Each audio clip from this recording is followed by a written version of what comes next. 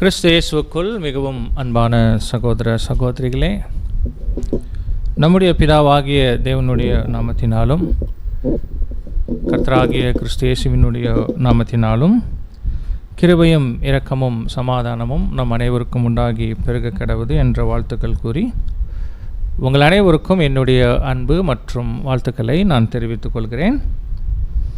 கூடவே ஈரோட்டில் இருக்கக்கூடிய உங்கள் அருமையான சகோதர சகோதரிகள் அனைவரது அன்பு வாழ்த்துக்களையும் நான் தெரிவித்துக் கொள்கிறேன்.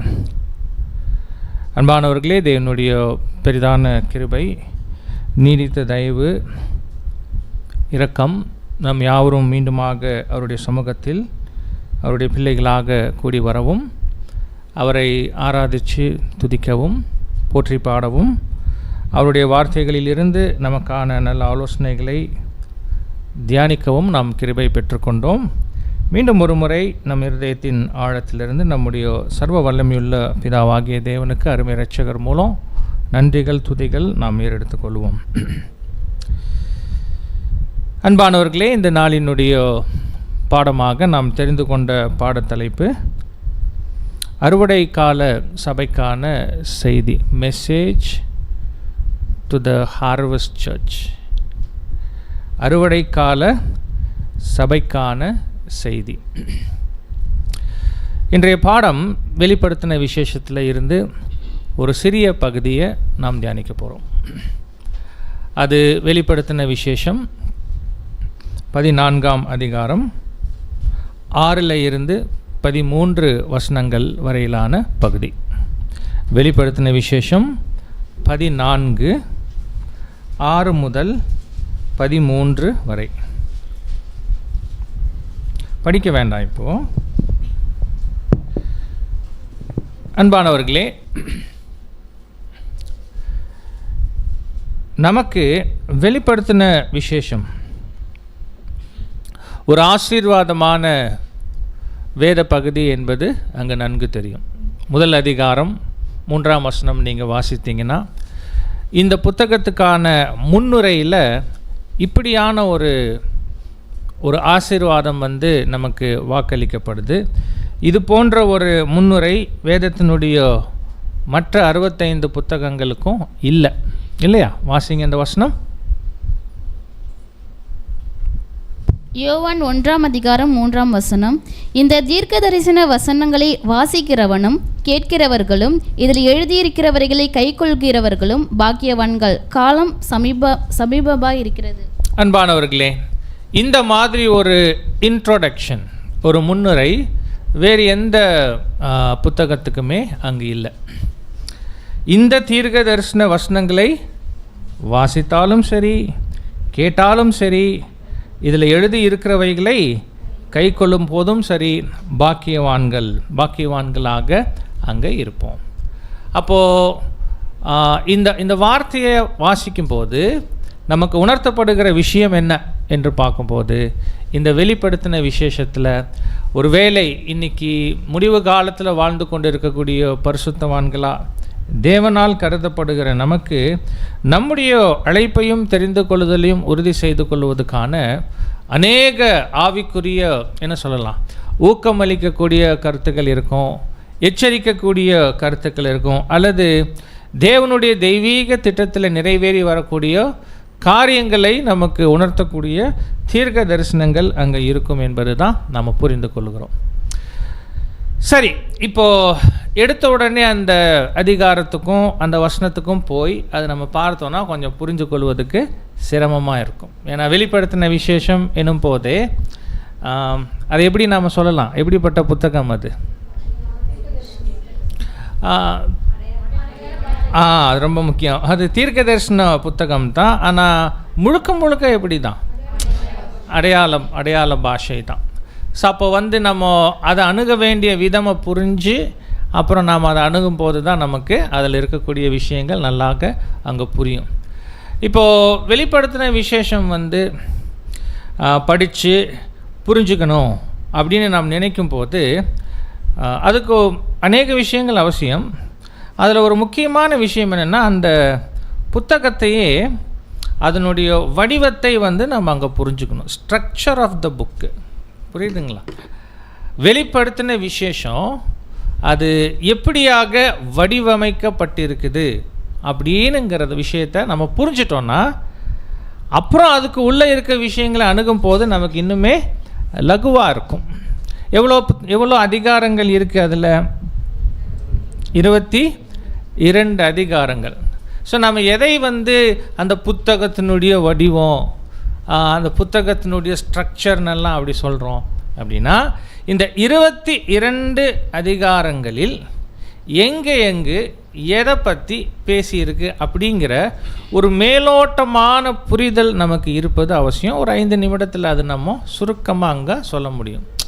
ரொம்ப டீப்பாக நம்ம போக மாட்டோம். இன்றைக்கி நமக்கு இன்று வெளிப்படுத்தின விசேஷத்தின் மீது ஆராய்ச்சி கிடையாது. மாறாக அதில் இருக்கக்கூடிய ஒரு வசன பகுதி எடுத்து நம்முடைய ஆவிக்குரிய அனுதின வாழ்க்கைக்கான சில நல்ல ஆலோசனைகளை நம்ம பெற்றுக்கொள்ள போகிறோம்.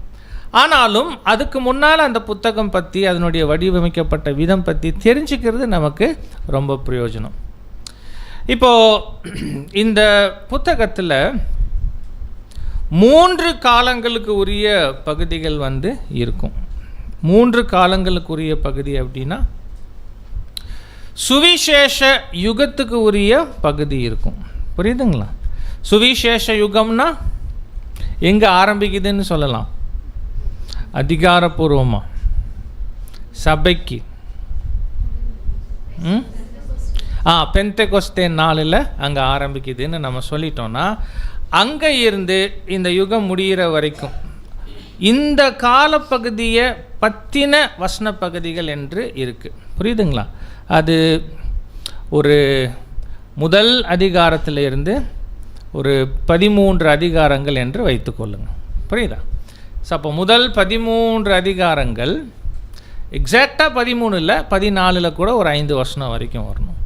அது எல்லாமே சுவிசேஷ யுகம் பற்றின வசன பகுதி. அப்படின்னா என்ன? அந்த அதிகாரங்களில் இருக்கக்கூடிய தரிசனங்கள், காட்சிகள், இது எல்லாமே இன்னைக்கு நம்முடைய நாட்களில் இருந்து பார்க்கும்போது நமக்கு பின்னால் கடந்து முடிஞ்சிட்ட காலம், கடந்த காலம். புரியுதுங்களா? சுவிசேஷ யுக சபையினுடைய அந்த கடந்த கால சரித்திரத்தை பேசுகிற பகுதி. புரியுதா? நெக்ஸ்ட்டு நாம் பார்க்கும்போது சுவிசேஷ யுக அறுவடை காலம் இருக்குல்ல. அறுவடை காலம்னு எங்கே ஆரம்பிக்குது, எங்கே முடியுது? சுவிசேஷ யுக அறுவடை காலம். நீங்கள் ரொம்ப சீரியஸாக இருக்கிறீங்க. நான் வெளிப்படுத்தின விசேஷம் ஆரம்பிக்கிறதுக்கு முன்னாடியே சீரியஸ் ஆகிட்டீங்க. ஸோ சுவிசேஷ யுக அறுவடை காலம் எங்கே ஆரம்பிக்குது, எங்கே முடியுது?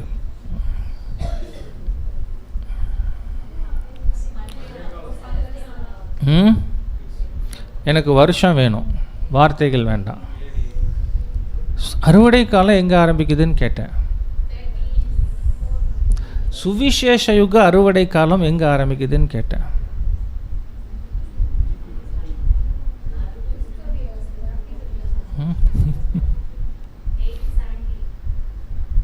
ஏன் 3 வருஷம் கம்மி பண்ணுறீங்க? ஓ ஓகே ஓகே 1874 அவ்வளோதான்.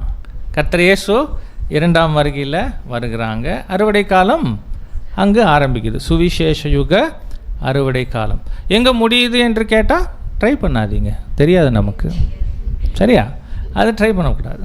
ஸோ அப்போது 1874 இருந்து ஆரம்பித்து ஒருவேளை கிறிஸ்துவினுடைய சரீரமான சபையினுடைய கடைசி அங்கம் ஓட்டத்தை முடிக்கிற வரைக்குமே அது நீடிக்கும். அது எப்போ நமக்கு அங்கு தெரியாது. ஸோ அப்போது இந்த அறுவடை காலம் இருக்குது பாருங்கள். தெய்வீக திட்டத்தில் இந்த சுவிசேஷ யுகத்துக்கான அறுவடை காலம். இந்த காலத்தினுடைய விசேஷம் என்ன?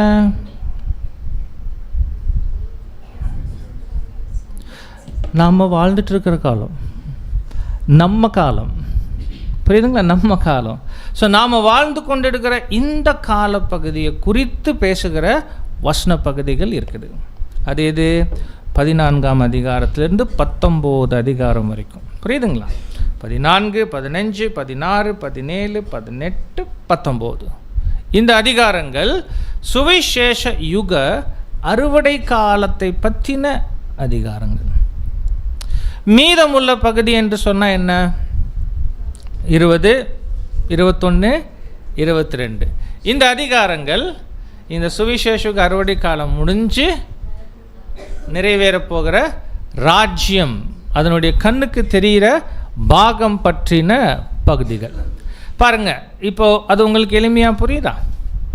ஸோ வெளிப்படுத்தின விசேஷத்தை நம்ம தியானிக்கும் போது இந்த ஒரு வடிவத்தில் இந்த புத்தகம் அமைஞ்சிருக்கு அப்படிங்கிற புரிதல் நமக்கு அந்த எந்த அதிகாரத்தை போய் கையாளுகிறோமோ அதை புரிந்து கொள்ளுவது நமக்கு லகுவாக அங்கே இருக்கும். ஸோ அப்போ சுவிசேஷ யுகத்தை பற்றி பேசுகிற பகுதி 1 to 13 அதிகாரம். ஓகே, சுவிசேஷ யுகத்தின் அறுவடை காலம் பற்றி மாத்திரம், அதாவது நாம் வாழ்ந்து கொண்டிருக்கிற காலம் பற்றி மாத்திரம் பேசுகிற பகுதி 14 to 19. அப்புறம் ராஜ்யத்தினுடைய கண்ணுக்கு தெரிகிற பாகம் பற்றி பேசுகிற பகுதி 20 to 22. இப்போது இந்த 3ல் நீங்கள் சொல்லுங்கள். அப்போ வெளிப்படுத்தின விசேஷமே ரொம்ப விசேஷம் நமக்கு. ஆனாலும் நமக்கு இந்த வெளிப்படுத்தின விசேஷத்தில் ரொம்ப முக்கியம்னா எந்த பகுதி? இந்த 3ல். ஆமாம், நாம் வாழ்ந்து கொண்டிருப்பது சுவிசேஷ யுகத்தினுடைய அறுவடை காலத்துக்குள்ள. அறுவடை ஆரம்பித்து ஒரு 150 வருஷம் ஆச்சு. அறுவடை இன்னும் போயிட்டு இருக்கு. அதனால்தான் இதோ மணிகளாக அழைக்கப்பட்டு தெரிந்து கொள்ளப்பட்டவர்களாக நாம் இங்கே இருக்கிறோம். மணிகளாகவே களஞ்சியத்தில் சேர்க்கப்படுவதற்கான எல்லா பிரயாசங்களையும் தேவ கிருபையில் நம்ம ஏறெடுத்து கொண்டு இருக்கிறோம். ரொம்ப தயவா தேவன் நமக்கு வேண்டிய எல்லா அனுக்கிரகங்களும் அங்கே செய்து கொண்டு அங்கே இருக்கிறாங்க. அப்போது இந்த அறுவடை காலத்துக்குள்ளே நாம் இருக்கிறோம். நாம் இருக்கிற காலப்பகுதியை குறித்த தீர்க்க தரிசனங்கள் 14 to 19 வரைக்கும் இருக்குன்னா வெரி இம்பார்ட்டண்ட். நமக்கு அது ரொம்ப முக்கியம். அப்படின்னா என்ன? நம்ம வாழ்ந்து கொண்டு இருக்கும் போதே நம்ம கண்ணு முன்னால் என்னெல்லாம் நடக்கும் அதெல்லாம் அந்த அதிகாரத்தில் இருக்குது. அந்த அதிகாரங்கள் எந்தெந்த அதிகாரங்கள்? 14 to அப்படி பளிச்சுன்னு பதில் இருந்தால் நல்லாயிருக்கும். சரிங்களா? ஸோ அப்போது அது ரொம்ப ரொம்ப ஸ்பெஷல் பகுதி. அன்பானவர்களே, அதில் இருந்து தான் நம்ம ஒரு சில விஷயங்கள் பார்க்குறோம். ரொம்ப எளிமையான விஷயம் தான் நம்ம பார்க்க போகிறோம். நம்முடைய ஆவிக்குரிய ஜீவியத்துக்கு ரொம்ப எளிமையான விஷயங்கள், ஆனால் ரொம்ப முக்கியமானது. பாருங்கள், இப்போ நாம் தேவனுடைய பெரிய கிருபையில் நம்முடைய அர்ப்பணிப்பின் பாதையில் மீண்டும் ஒரு முறை நமது அருமை இரட்சகருடைய மரணத்தை நினைவு கூறும் மாபெரும் ஸ்லாக்கியத்தை பெற்றுக்கொண்டோம் இல்லையா? அந்த ஒரு பாக்கியத்தை பெற்று ஒரு வாரம் தான் ஆகுது, நமக்கு இன்னும் முழுசாகல. ஸோ அப்போது அப்படியான ஒரு கிருபையை பெற்றுக்கொள்ளும் போது பொதுவாக இந்த நினைவு கூறுதலில் நம்ம பங்கெடுக்கிறோம் என்று சொன்னால் அதை வேறு எப்படியெல்லாம் சொல்லுவோம், அதை வேறு என்ன மாதிரியெல்லாம் நாம் நினைக்கிறோம், அதை அந்த அனுபவத்தை என்னவாகலாம் நம்ம பார்க்குறோம். கர்த்தர் இயேசுனுடைய மரணத்தை நாம் நினைவு கூறுகிறோம், உண்மை. ஆனால் அதே வேளையில் நம்முடைய உடன்படிக்கை நாம் என்ன பண்ணிக்கிறோம்? ரொம்ப முக்கியம், புதுப்பித்து கொள்ளுகிறோம். அருமை இரட்சகர் அவருடைய மரணம், அதில் இணைக்கப்பட்ட பாடுகள், அவமானங்கள் தியானிக்க நானும் அவருடைய மரணத்துக்கு என்ன ஒப்பு கொடுத்துருக்கிறேன், அதில் இணைஞ்சிருக்கிறேன். அவரை போல் நானும் பாடுபடணும், பாடுகளின் மத்தியில் மறிக்கணும், தேவ சித்தம் செய்யணும். அப்படிங்கும் போது தட் இஸ் மை கான்சக்ரேஷன்.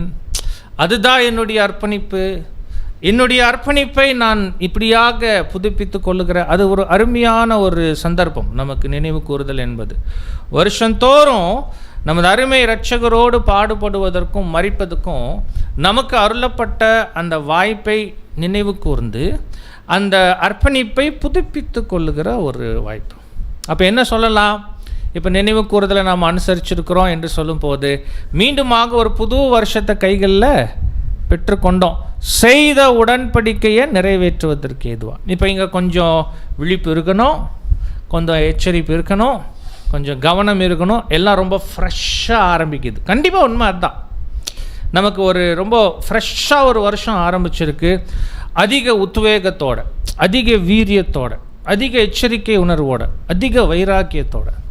கண்டிப்பாக அதற்கு உதவியாகத்தான் இன்றைய சிறிய தியானம் நமக்கு அங்கே இருக்கும் அன்பானவர்களே.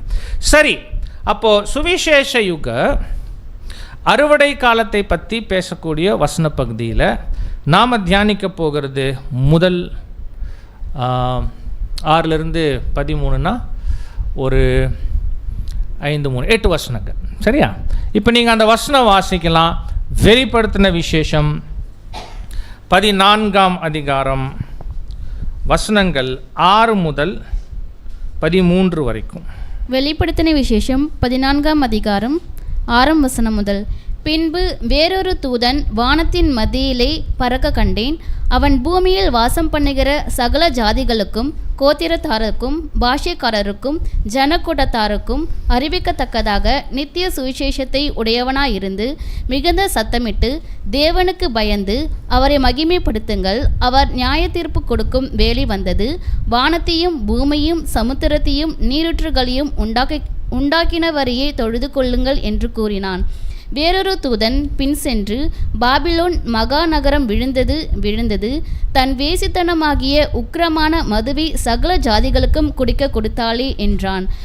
அவர்களுக்கு பின்னே 3ஆம் தூதன் மிகுந்த சத்தமிட்டு, மிருகத்தையும் அதன் சொர்பங்களையும் வணங்கி, தன் நெற்றியிலாவது தன் கையிலாவது அதன் முத்திரையை தரித்து கொள்ளுகிறவன் எவனோ அவன் தேவனுடைய கோபாக்கினையாகிய பாத்திரத்திலே கலப்பில்லாமல் வார்க்கப்பட்ட அவருடைய உக்கிரமாகிய மதுவை குடித்து பரிசுத்த தூதர்களுக்கு முன்பாகவும் ஆட்டுக்குட்டியானவருக்கு முன்பாகவும் அக்னியினாலும் கந்தகத்தினாலும் வாதிக்கப்படுவான். அவர்களுடைய வாதியின் புகை சதா காலங்களிலும் எழும்பும். மிருகத்தையும் அதன் சொரூபத்தையும் வணங்குகிறவர்களுக்கும் அதனுடைய நாமத்தின் முத்திரையை தரித்து கொள்ளுகிற எவனுக்கும் இரவும் பகலும் இளைப்பாறுதல் இராது. தேவனுடைய கற்பனைகளையும் இயேசுவின் மேலுள்ள விசுவாசத்தையும் காத்து கொள்ளுகிறவர்களாகிய பரிசுத்தவான்களுடைய பொறுமை இதிலே விளங்கும் என்று கூறினான். பின்பு பரலோகத்திலிருந்து ஒரு சத்தம் உண்டாக கேட்டேன். அது, கர்த்தருக்குள் மரிக்கிறவர்கள் இது முதல் பாக்கியவான்கள் என்றெழுது. அவர்கள் தங்கள் பிரயாசங்களை விட்டொழிந்து இளைப்பாறுவார்கள். அவர்களுடைய கிரியைகள் அவர்களோடே கூடப்போம். ஆவியானவரும் ஆம் என்று திருவுளம் பற்றுகிறார் என்று சொல்லிற்று. பிரியமானவர்களே, நம்ம வசனங்கள் தான் வாசித்தோம். ஆனால் ஏதாவது புரிஞ்சுதா என்று கேட்டால் நமக்கு அப்படி எதுவுமே அங்கே புரிஞ்சிருக்காது.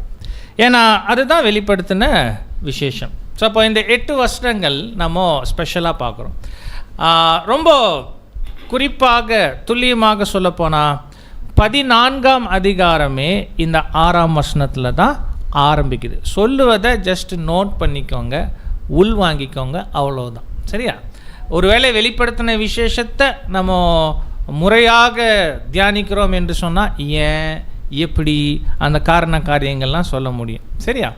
ஸோ அப்போது முதல் அதிகாரத்திலிருந்து 14ஆம் அதிகாரத்தின் 5 வசனங்கள் வரைக்கும் சுவிசேஷ யுகம் பற்றினது. இன்றைக்கி நாம் வாழ்கிற காலத்திலேருந்து சுவிசேஷ யுகத்தில் கடந்து போயிட்ட காலங்கள் பற்றினது.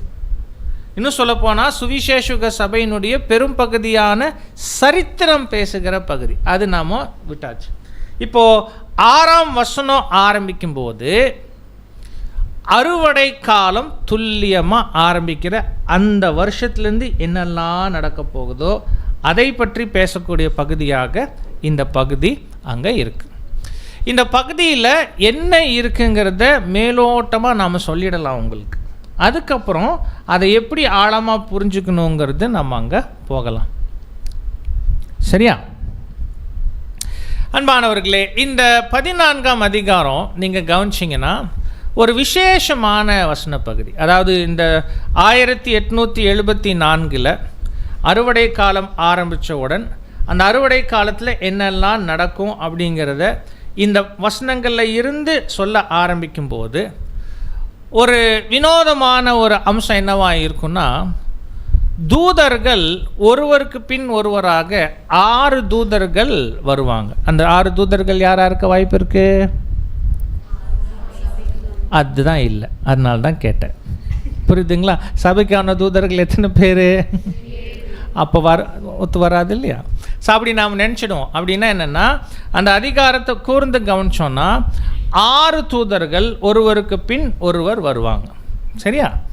அவர்கள் வந்து ஏதாவது ஒன்றை அறிவிச்சிட்டு போயிடுவாங்க. ஸோ இந்த 14ஆம் அதிகாரத்து 6 தூதர்கள் என்று சொல்லும்போது ஒரு வகையில் அது ஒரு க்யூரியஸான ஒரு டாபிக். நம்முடைய ஆர்வத்தை தூண்டுற மாதிரியான ஒரு யார் இந்த 6 தூதர்கள். ஏன்னா வேறு எந்த அதிகாரத்துலேயும் வெளிப்படுத்தின விசேஷமே எடுத்துக்கொண்டாலும் இவ்வளவு தூதர்களை நீங்கள் பார்க்க முடியாது. புரியுதுங்களா? ஸோ அப்போது வரிசையாக ஒருவர் பின் ஒருவராக வந்து ஏதாவது ஒரு செய்தியை, தகவலை, எச்சரிப்பை சபைக்கு அறிவிச்சிட்டு அவங்க போகிறாங்க. ஸோ இதில் 3 தூதர்கள் பற்றி தான் நாம் இன்றைக்கி பார்க்க போகிறோம். ஆனால் இந்த 6 தூதர்களும் யாரை குறிக்கும், எதை குறிக்கும் அப்படின்னு சொன்னால், பிரியமானவர்களே, இந்த தூதர்கள் என்கிற வார்த்தை இருக்கு இல்லையா, ஏகலோஸ் அப்படிங்கிற அந்த கிரேக்க பதத்தினுடைய மொழிபெயர்ப்பு, அதுதான் ஏஞ்சல்ஸ்னு ஆங்கிலத்தில், பிற்பாடு தூதர்கள் என்று நமக்கு தமிழில் வருது. அதனுடைய உண்மை அர்த்தம் உங்களுக்கு தெரிஞ்சுதுக்கலாம். ஏகலோஸ் அப்படின்னு சொன்னால் என்ன அர்த்தம்? மெசஞ்சர். கரெக்டு. மெசஞ்சர்னா என்ன அர்த்தம்? தூதுவன். தூதுவன்னா என்ன அர்த்தம்? அவ்வளோதான். இப்போது செய்தியை எடுத்துக்கொண்டு போய் அறிவிப்பது, அதுதான் தூது செல்வது. அதை செய்வரவங்க தூதன் என்று அங்கே சொல்லுவோம். அப்போது அந்த வார்த்தைக்கு பரந்த அர்த்தம் இருக்குது. எப்படி? இப்போ யாரெல்லாம் தேவன்கிட்ட இருந்து தூதை எடுத்துகிட்டு போக முடியும் அப்படின்னு கேட்டால் என்னெல்லாம் சொல்லலாம்? தேவ தூதர்களே போகலாம். Very good. வேறு அப்புறம் மனுஷங்க கூட என்ன பண்ணலாம்? போகலாம். கரெக்டு. நீங்கள் கொஞ்சம் இன்வால்வ் ஆகலாமே. சரிங்களா? ஏசியெல்லாம் இருக்குது. புதுசாக ஒரு ஏசி வாங்கினாங்கன்னு கேள்விப்பட்டேன். சரிங்களா? இவ்வளோ சௌகாரியங்களின் மத்தியில். சரியா? அப்போது பரிசுத்த தூதர்கள், ஸ்பிரிட் பீயிங்ஸ், தூதர்களாக தேவனிடத்துலேருந்து தூது போகலாம். அதனால தான் தூதர்கள் அவங்க. மனுஷங்க கூட தேவனுக்காக இன்னொருத்தங்கிட்ட என்ன பண்ணலாம்? தூது போகலாம். அப்போ மனுஷங்களும் அந்த அர்த்தத்துக்குள்ளே அடங்குறாங்க. அதே சமயத்தில் மிருகங்கள், பறவைகள், உயிருள்ள எதுவாக இருந்தாலும் சரி தேவனுக்காக தூது போகும். உயிரற்ற விஷயங்கள் கூட தூது போகும். இப்போ நம்ம வந்து 6 வால்யூம்ஸ் வச்சுருக்கிறோம். புரியுதுங்களா? தேவனுடைய திட்டத்தை நமக்கு அறிவிக்குது. அதுக்கு லைஃப் இல்லை. ஸோ அப்போது அந்த ஏகலோஸ், அந்த மெசஞ்சர், தூது செல்பவர், தூதன் எனும் போது இது எல்லாவற்றையும் உள்ளடக்கி இருக்குது. அப்படி இருக்கிறதுனால இந்த தூதர்கள் என்று இந்த வசனங்களில் வருவதை நாம் எப்படி மாத்திரம் பார்த்துடக்கூடாது. ஒன்று ஆவிக்குரிய தூதர்களாக இருக்க வாய்ப்பு இருக்குது, இல்லாட்டி உயிருள்ள மனுஷங்களாக இருக்க வாய்ப்பு இருக்குது என்று மாத்திரம் அந்த அர்த்தத்தை சுருக்கிடக்கூடாது. அப்போது அந்த பரந்த பார்வையில் நம்ம பார்க்கும்போது தூதர்கள் என்பது உயிருள்ளவைகளும் அடங்கும், உயிரற்றவைகளும் அடங்கும் எனும் போது இந்த 6 தூதர்களில் ரொம்ப எளிமையாக சொல்கிறோம். முதல் ஒரு 4 தூதர்கள் வந்துட்டு ஆவிக்குரிய தூதர்களும் கிடையாது, மனுஷங்களும் கிடையாது, மாறாக செய்திகளே தூதர்களாக அங்கே இருக்குது. செய்திகள் மெசேஜஸ் ஆர் த மெசஞ்சர்ஸ். புரியுதுங்களா? அப்புறம் ஒரு 2 கடைசியாக வரக்கூடிய தூதர்கள் வேணால் மனுஷர்களை உள்ளடக்கின வகுப்பார் வந்து அடையாளப்படுத்துகிறாங்க. ஸோ அது வேணாம் இப்போதைக்கு. ஸோ அப்போது இங்கே நமக்கு சுவிசேஷ யுகத்தினுடைய அறுவடை காலம் ஆரம்பித்த உடனே ஒரு தூதன், அதை தொடர்ந்து இன்னொரு தூதன், அதை தொடர்ந்து 3வது தூதன் எனும் போது 1874 ஆரம்பித்ததுக்கு அப்புறம் தேவன் இடத்திலிருந்து சபைக்கு வந்த மிக முக்கியமான 3 செய்திகளை அது குறிக்குது. அது யாருக்கு வந்துச்சு? அறுவடை காலத்தில் இருக்கிற சபை. அதனால தான் தலைப்பு நாம் என்ன கொடுத்துட்டோம்? அறுவடை கால சபைக்கான செய்தி ஃப்ரம் காட். தேவனிடத்தில் இருந்து அறுவடை கால சபைக்கு என்று சொல்லி வந்துட்ட அந்த செய்திகள். புரியுதுங்களா? இப்போது அந்த செய்திகளை தான் நம்ம ஒன்றன் பின் ஒன்றாக அங்கு பார்க்க போகிறோம். இப்போ முதலாவது அந்த தூதன் அல்லது செய்தி பற்றி நம்ம வாசிப்போம். 6 மற்றும் 7 இந்த 2 வசனங்கள் நீங்கள் அங்கே வாசிங்க. வெளிப்படுத்தின விசேஷம் 14ஆம் அதிகாரம் வசனம் 6 மற்றும் 7. பின்பு வேறொரு தூதன் வானத்தின் மத்தியிலே பறக்க கண்டேன். அவன் பூமியில் வாசம் பண்ணுகிற சகல ஜாதிகளுக்கும் கோத்திரத்தாருக்கும் பாஷைக்காரருக்கும் ஜனக்கூட்டத்தாருக்கும் அறிவிக்கத்தக்கதாக நித்திய சுவிசேஷத்தை உடையவனாயிருந்து மிகுந்த சத்தம் விட்டு தேவனுக்கு பயந்து அவரை மகிமைப்படுத்துங்கள். அவர் நியாயத்தீர்ப்பு கொடுக்கும் வேலை வந்தது. வானத்தையும் பூமியும் சமுத்திரத்தையும் நீரூற்றுகளையும் உண்டாக்கினவரையே தொழுது கொள்ளுங்கள் என்று கூறினான். பாருங்க அன்பானவர்களே, பாருங்க, நம்ம இப்பதான் உங்களுக்கு சொன்ன எளிமையா 14ஆம் அதிகாரம் 6வது வசனம் என்று சொல்லும்போது அங்க இருந்து சுவிசேஷ யுக அறுவடை காலம் ஆரம்பிக்குது வெளிப்படுத்தின விசேஷத்துல. அப்படி அறுவடை காலம் துவங்கின உடனே அந்த காலத்தில் வாழ்ந்து கொண்டிருக்கிற பரிசுத்தவான்கள் சபைக்கு என்று சொல்லி தேவனிடத்திலிருந்து ஒரு செய்தி அறிவிக்கப்படுது. அந்த செய்தி தான் இங்கே பின்பு வேறொரு தூதன், பின்பு வேற ஒரு செய்தி. சரியா? வானத்தின் மத்தியில் பறக்க கண்டேன். அவன் பூமியில் வாசம் பண்ணுகிற சகல ஜாதிகளுக்கும் கோத்திரத்தாருக்கும் பாஷைக்காரருக்கும் ஜனக்கூட்டத்தாருக்கும் அறிவிக்கத்தக்கதாக நித்திய சுவிசேஷத்தை உடையவனாக இருந்து மிகுந்த சத்தமிட்டு, அது ரொம்ப முக்கியம், லவுட் வாய்ஸ், மிகுந்த சத்தமிட்டு தேவனுக்கு பயந்து அவரை மகிமைப்படுத்துங்கள். அவர் நியாய தீர்ப்பு கொடுக்கும் வேலை வந்தது. வானத்தையும் பூமியையும் சமுத்திரத்தையும் நீரூற்றுகளையும் உண்டாக்கினவரையே தொழுது கொள்ளுங்கள் என்றான். பிரியமானவர்களே, நீங்கள் எதை புரிந்து கொண்டா போதும் என்று சொன்னால், கண்டிப்பாக இந்த 2 வசனங்களில் நிறைய அடையாளங்கள் இருக்குது. பட் நாம் உங்களுக்கு எதை சொல்லத்தான் விரும்புகிறோன்னா, அறுவடை காலம் துவங்கினவுடன் அறுவடை கால சபையின் அங்கங்களுக்கு தேவனிடத்திலிருந்து என்ன அறிவிக்கப்பட்டது, என்ன செய்தி அறிவிக்கப்பட்டது, அந்த செய்தியில் என்ன அடங்கி இருக்கு. ஏன்னா அது யாருக்கு அறிவிக்கப்பட்டிருக்கு? நமக்கு அறிவிக்கப்பட்டிருக்கு. அதுதான் நமக்கு என்ன அறிவிக்கப்பட்டிருக்கு, அது நம்ம உள்வாங்கினாவே அங்கே போதும். பாருங்க, இப்போ ஒரு சில அடையாளங்கள் பார்க்கும்போது பாருங்க, அந்த தூதன் அந்த செய்தி, இன்னும் சொல்லப்போனால் அறிவிக்கிற செய்தி, அறிவிக்கப்படுகிற செய்தி அப்படியே நீங்கள் வைத்துக்கொள்ளலாம். பின்பு வேறொரு தூதன் எங்கே பறக்கிறாரு? வானத்தின் மத்தியில் பறக்க. பொதுவாக தெரியும், நான் உங்களுக்கு தெரியும் என்று நான் நினைத்து கேட்குறேன். தெரிஞ்சால் நீங்கள் சொல்லுங்கள். வானம் என்று சொன்னாவே எதுக்கு அடையாளம்? எக்ஸாக்ட்லி, வெரி குட், இல்லைங்களா? மத ரீதியான அமைப்பு, மதம் என்ற வானம்.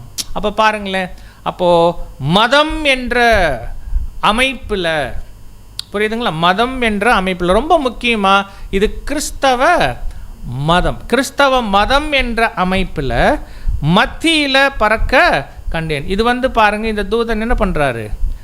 பறக்கிறார் அப்படின்னா அது ஒரு நல்ல ஐடியா. அப்படின்னா அறுவடை காலம் 1874 துவங்கின உடனேயே தேவனிடத்திலிருந்து ஒரு மிகப்பெரிய செய்தி பறக்குது. அப்படின்னா எல்லா பக்கமும் பரவுது. அந்த பறக்கிறதுங்கிறது வைட் ஸ்ப்ரெட்டிங், புரியுதுங்களா? எல்லா பக்கமே பறக்குது ஒரு செய்தி, புரியுதா? அப்புறம் அவன் பூமியில் வாசம் பண்ணுகிற சகல ஜாதிகளுக்கும் கோத்திரத்தாருக்கும் பாஷைக்காரருக்கும் ஜனக்கூட்டத்தாருக்கும். இந்த வார்த்தையை வாசிக்கும் போது ஏதாவது உங்களுக்கு தோணுதா இதே மாதிரி வேற எங்கே யார் பற்றி பேசும்போது வருதுன்ட்டு? சகல ஜாதி, கோத்திரத்தார், பாஷைக்காரர், ஜனக்கூட்டத்தார், இது எங்கே? ஓகே, வேற 1,44,000 பேர் எங்கிருந்து தான் தேர்ந்தெடுக்கப்படுறாங்க? இதே ஜாதிகள், கோத்திரத்தார், பாஷைக்காரர், ஜனக்கூட்டம். அப்படின்னா 1,44,000 என்ற சபையின் அங்கங்கள் எங்கே இருந்து தேர்ந்தெடுக்கப்படுகிறாங்களோ அந்த பகுதிக்கே இந்த செய்தி அங்கே பரப்பது நாம் அங்கே பார்க்குறோம், பரவுவது நாம் அங்கே பார்க்குறோம். ரொம்ப எளிமையாக எடுத்துக்கொண்டா, சரிங்களா? பாருங்க, அப்போது இதுதான் நம்ம அது ரொம்ப முக்கியமாக சொல்கிறோம். 1874 அறுவடை காலம் துவங்கினவுடன் தேவன் இடத்திலிருந்து ஒரு மாபெரும் செய்தி கிறிஸ்தவ மதம் என்ற மிகப்பெரிய அமைப்பில் எல்லா ஜனங்களுக்கும் பரவுது, அறிவிக்கப்படுது. அது என்ன என்று பார்க்கும்போது நித்திய சுவிசேஷத்தை உடையவனாக இருந்து. அப்படின்னா அன்பானவர்களே, இப்போ நம்ம ரொம்ப எளிமையாக சொன்னால், நம்ம தெய்வீக திட்டத்தில் உண்மையில் அறுவடை காலம் துவங்கின உடன் என்ன நிறைவேறுச்சு என்று நாம் அங்கே பார்த்தோன்னா நமக்கு ரொம்ப எளிமையாக தெரிஞ்சிடும். சரி, இப்போ நீங்கள் சொல்லுங்களேன், இந்த வசனத்துக்கு இசைவாக என்ன நிறைவேறியிருக்கலாம்? எந்த நிறைவேறுதலை இந்த வசனம் நமக்கு சுட்டி காமிக்குது? ஆமாம், 1874 கர்த்தர் இயேசு 2ஆம் வருகையில் வந்தாங்க. பிரதான அறுவடையாளனா கையில் கருவாளோடு வந்தாங்க. அதனால தான் அறுவடை காலம்னா எங்கே சொல்லணும்? 1874. ஏன்னா நம்முடைய இரட்சகர் எப்படி சொல்லலாம், ராஜாவா அவர் வந்தார் என்பது மாத்திரமல்ல, வெளிப்படுத்தின விசேஷம் இதே 14ஆம் அதிகாரம் 14ஆம் வசனத்தில் வெள்ளை மேகம், அது மேலே உட்காந்துட்டு கையில் என்ன வச்சுருப்பாங்க?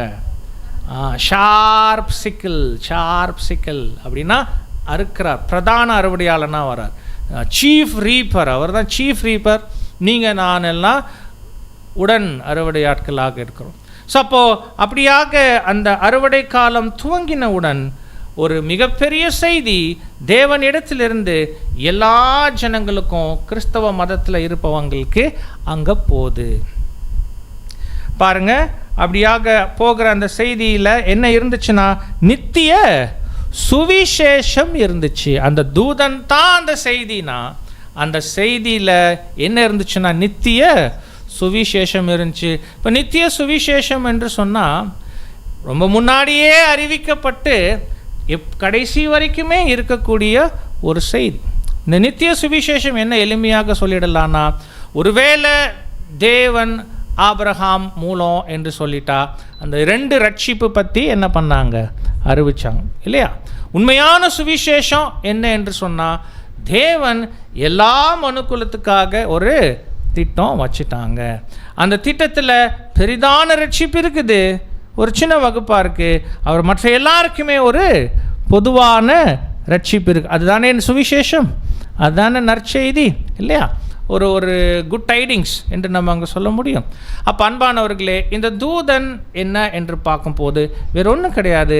பாருங்கள், 1874 அந்த காலத்துக்கான ஊழியன் தூதன் சகோதரர் ரசல் அவர்கள் மூலம் தேவன் என்ன வெளிப்படுத்தினாங்க?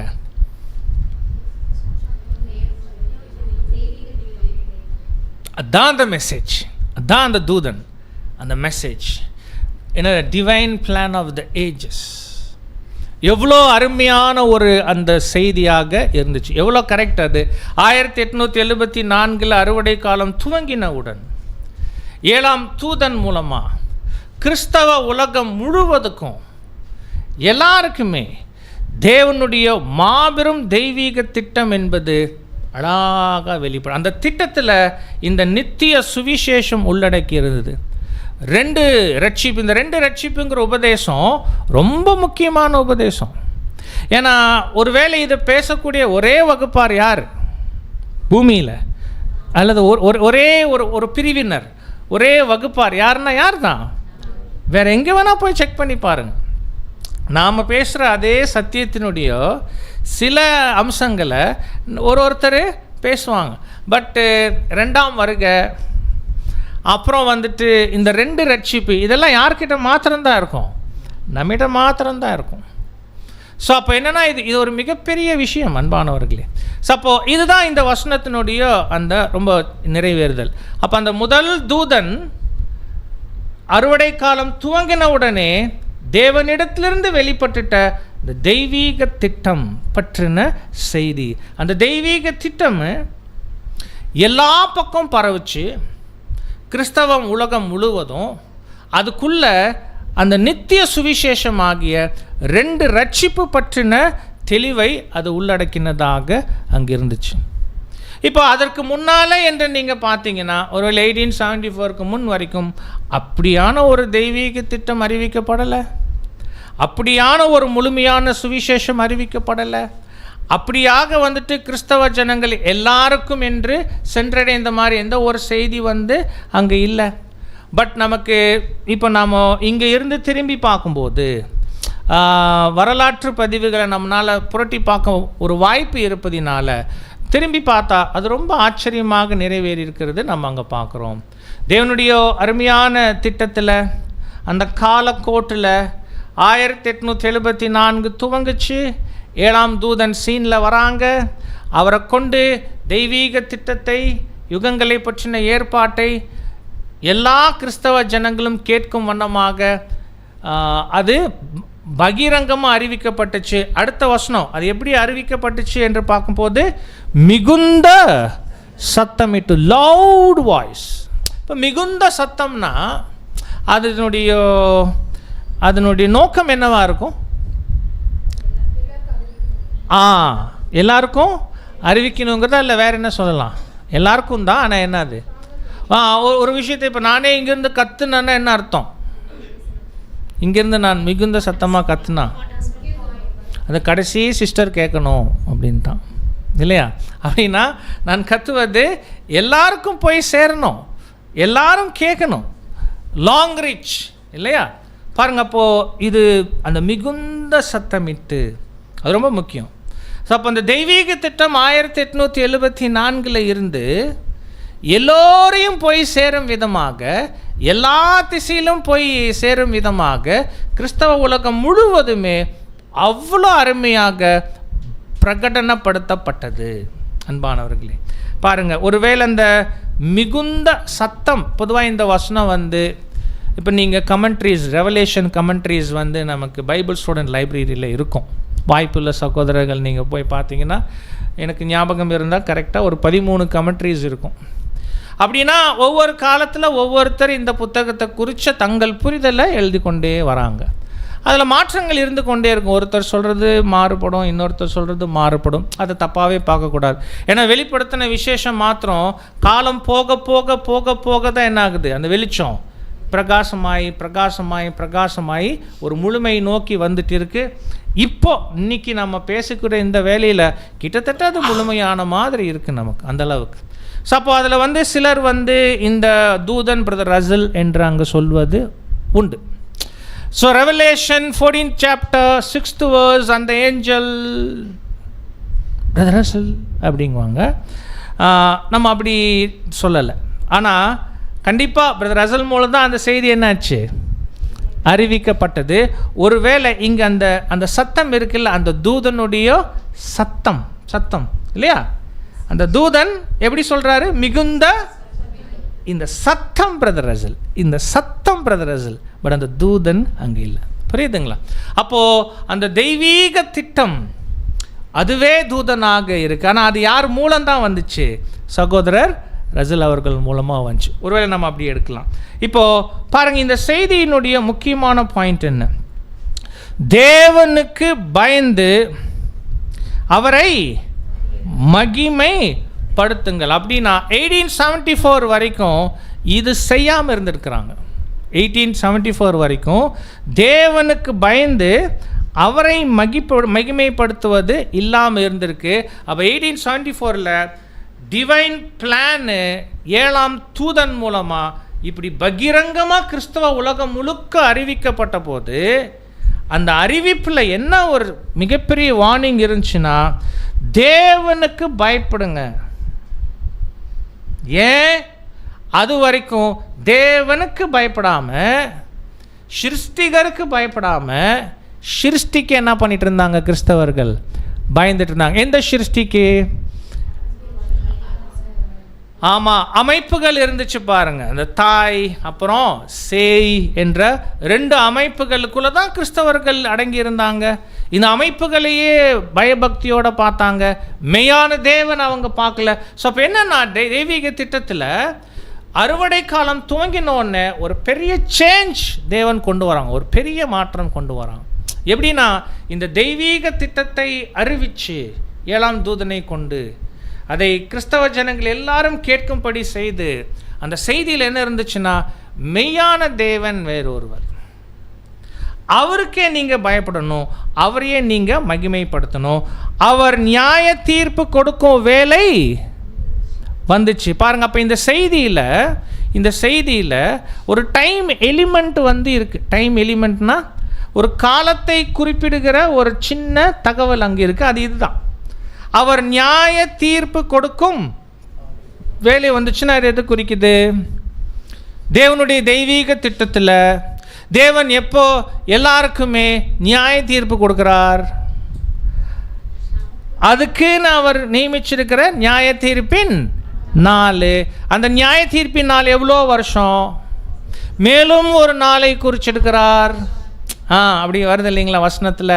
அப்பொழுது அவர் நியமித்தவரை கொண்டு பூமியை நியாயமாய் நியாயம் தீர்ப்பார் என்று இருக்கும்போது, நீதியாய் நியாயம் தீர்ப்பார் என்று இருக்கும்போது, அந்த நியாய தீர்ப்பின் நாள் என்பது 1000 வருஷம். அது எங்கே ஆரம்பிச்சுது பாருங்கள், டையின் ஆகுது பாருங்கள். அப்போ நம்ம எப்படி இந்த ஒரு தூதன் இந்த ஒரு செய்தி அறிவிப்பது என்பது அது 1874 அந்த அறுவடை காலத்தின் துவக்கம் நம்ம சொன்னோன்னா, அந்த துவக்கத்தை இந்த வார்த்தை வந்து காமிக்குது. அவர் நியாய தீர்ப்பு கொடுக்கும் வேலை வந்துச்சு. 1874 has begun.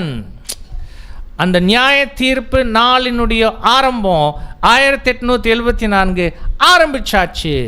அதுவே அறுவடை காலத்தின் துவக்கம். ரொம்ப கிளியராக பாருங்கள். இந்த தகவல் எல்லாம் எங்கே இருக்குது? அறுவடை என்ன சொல்லலாம், அறுவடை சத்தியத்தில் இருக்குது. அறுவடை கால சத்தியம் இந்த தெய்வீக திட்டத்தினுடைய அந்த செய்திக்குள்ளே அங்கே இருக்குது இல்லையா அன்பானவர்கள்? இப்போ நம்ம சொல்லக்கூடிய தகவல் எல்லாம் பாருங்கள். இப்போ நீங்கள் நெக்ஸ்ட்டு வாசிச்சிங்கன்னா, வானத்தையும் பூமியையும் சமுத்திரத்தையும் நீரூற்றுகளையும் உண்டாக்கினவரையே தொழுது கொள்ளுங்கள் என்றான். ஸோ அப்போ ரொம்ப எளிமையாக இந்த பாருங்கள், இந்த முதல் தூதன் பற்றி பேசும்போது அன்பானவர்களே ரொம்ப சிம்பிளாக இப்படி வச்சுக்கோங்க. ஸோ அறுவடை காலம் 1874 துவங்கின உடனே 7ஆம் தூதன் மூலமாக இந்த மாபெரும் யுகங்களை பற்றின தெய்வீக ஏற்பாடு என்ற அந்த சத்தியங்கள் அறிவிக்கப்பட்டது. யாருக்கு? கிறிஸ்தவ உலகத்தில் இருந்த எல்லோருக்குமே. எல்லாரையும் சென்றடையும் விதமாக அது மிகுந்த சத்தத்தோடு அறிவிக்கப்பட்டுச்சு. அதில் இருந்துட்ட தகவல் என்னென்னா, இதுவரைக்கும் மனிதர்களால் உண்டு பண்ணின அமைப்பை நீங்கள் தொழுது கொண்டு இருந்தீங்க, மகிமைப்படுத்திட்டு இருந்தீங்க, அதுக்கு பயந்துட்டு இருந்தீங்க. மாறாக இனிமேல் அப்படின்னா இந்த தெய்வீக திட்டம் வெளிப்பட்டதில் இருந்து அந்த திட்டத்தை வடிவமைத்தவர் அல்லது வானத்தை, பூமியை, சமுத்திரத்தை, நீரூற்றுகளை உண்டாக்கின மெய்யான தேவனை வந்து நீங்கள் என்ன பண்ணணும்? தொழுது கொள்ளணும். பாருங்கள், அப்போது 1874 அப்புறம் ஒரு மிகப்பெரிய மாற்றம் கிறிஸ்தவ ஜனங்களுக்குள்ள எச்சரிக்கையோடு அறிவிக்கப்படுவதை அது நமக்கு காண்பிக்குது. நமக்கு என்ன மெசேஜ் இருக்குன்னு நீங்கள் யோசிக்க வேண்டாம். அடுத்து வரக்கூடிய 2 தூதர்கள் வந்து அங்கே சொல்லுவாங்க. புரியுதுங்களா அன்பானவர்களே? ஸோ அப்போது இது அந்த முதலாவது தூதன் வந்து சொல்லிட்ட விஷயம். இப்போது 18ஆம் வசனம் வந்து 2வது தூதன். இப்போ வாசிங்க 8வது வசனம். 8வது வசனம். வேறொரு தூதன் பின் சென்று, பாபிலோன் மகாநகரம் விழுந்தது, தன் வேசித்தனமாகிய உக்கிரமான மதுவை சகல ஜாதிகளுக்கும் குடிக்க கொடுத்தாளே என்றான். பாருங்க, இதுவும் பாருங்க, வேறொரு தூதன் அப்படின்னா பொதுவாக 74 வெளிப்பட்டது அந்த தெய்வீக திட்டம் பற்றின மாபெரும் சத்தியம் செய்தி. புரியுதுங்களா? இப்போ இது பார்க்கும்போது இது இன்னொரு செய்தி, இன்னொரு முக்கியமான செய்தி இந்த அறுவடை கால பரிசுத்தவான்களுக்கு வந்து சேருது. அந்த செய்தி என்ன என்று கேட்டால், என்ன சொல்கிறது, பாபிலோன் மகா நகரம் என்னாச்சு? விழுந்தது. இப்போ இந்த செய்தியே வந்து என்னன்னா, இந்த தூதனை என்னன்னு குறிப்பிடலான்னா ரொம்ப எளிமையாக சொல்லணுன்னா, நியாய தீர்ப்பு செய்தி. என்னது? நியாயம் தீர்க்கும் செய்தி, ஜட்ஜ்மெண்ட் ஏஞ்சல். புரியுதுங்களா? Judgement message. ஏன்னா இந்த தகவல் எதை குறித்து பேசுது? மகா பாபிலோன் என்ன பண்ணப்பட்டிருக்கு? நியாயம் தீர்க்கப்பட்டிருக்கு. நீங்கள் சொல்லுங்களேன், எப்போ நியாயம் தீர்க்கப்பட்டுச்சு? நியாயம் தீர்ப்பு எப்போ ஆரம்பிச்சது மகா பாபிலோன் மீது?